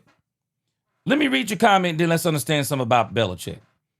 Belichick, to me, is an example of a bad people person when it comes to NFL coaches. He definitely coaches well. Okay, wait. But by the end, even Tom Brady had enough of him. So, Rombowski, let's bring in another factor of why Bill Belichick was touted as a good coach, but maybe a bad people person. He had the one thing, Rombowski. He had the one thing that if you're not going to be a people person, that you must have. He had wins. Rombowski, he had wins. He had a quarterback in Tom Brady that was a winner. Tom really helped him out a lot. And the fact that they were winning, man, when you winning, man, people will put up with a whole bunch of nonsense when you winning. Look at Antonio Brown. Man, shoot. Why people will put up with nonsense? They'll put up with nonsense when you're winning. Extreme nonsense. Problem is when you ain't winning no more. Ain't nobody putting up with you. Even the Patriots didn't put up with Bill Belichick no more when he wasn't winning. And we're going to see what's going to happen with North Carolina. He better pick it up in North Carolina or he's going to be kicked out of that joint. Man, I appreciate y'all rocking with me on this Tuesday. We're going to be back early tomorrow. Got to teach Bible tomorrow, so I'm going to make sure I come on early tomorrow. I'm going to try to get in here around 12 or 1 o'clock. We're going to listen to that Jerry Jones interview. We're going to listen to some more Brian Schottenheimer interviews. This man was talking all day long. And then I'm pretty sure there'll be some other Cowboys news. But man, I appreciate y'all. Appreciate all the love. Appreciate the support. Appreciate the super chats, the camaraderie, the fellowship, all of those things, man. I appreciate all of you. Couldn't do none of this without y'all, man. Y'all have changed my life. Appreciate you. So, man, again, until the next time, I'll try not to let it be 2 or 3 days again. I'll be back tomorrow if it's the Lord willing. Until the next time, TC4L, God bless. Let's talk Cowboys, where we talk facts. Peace!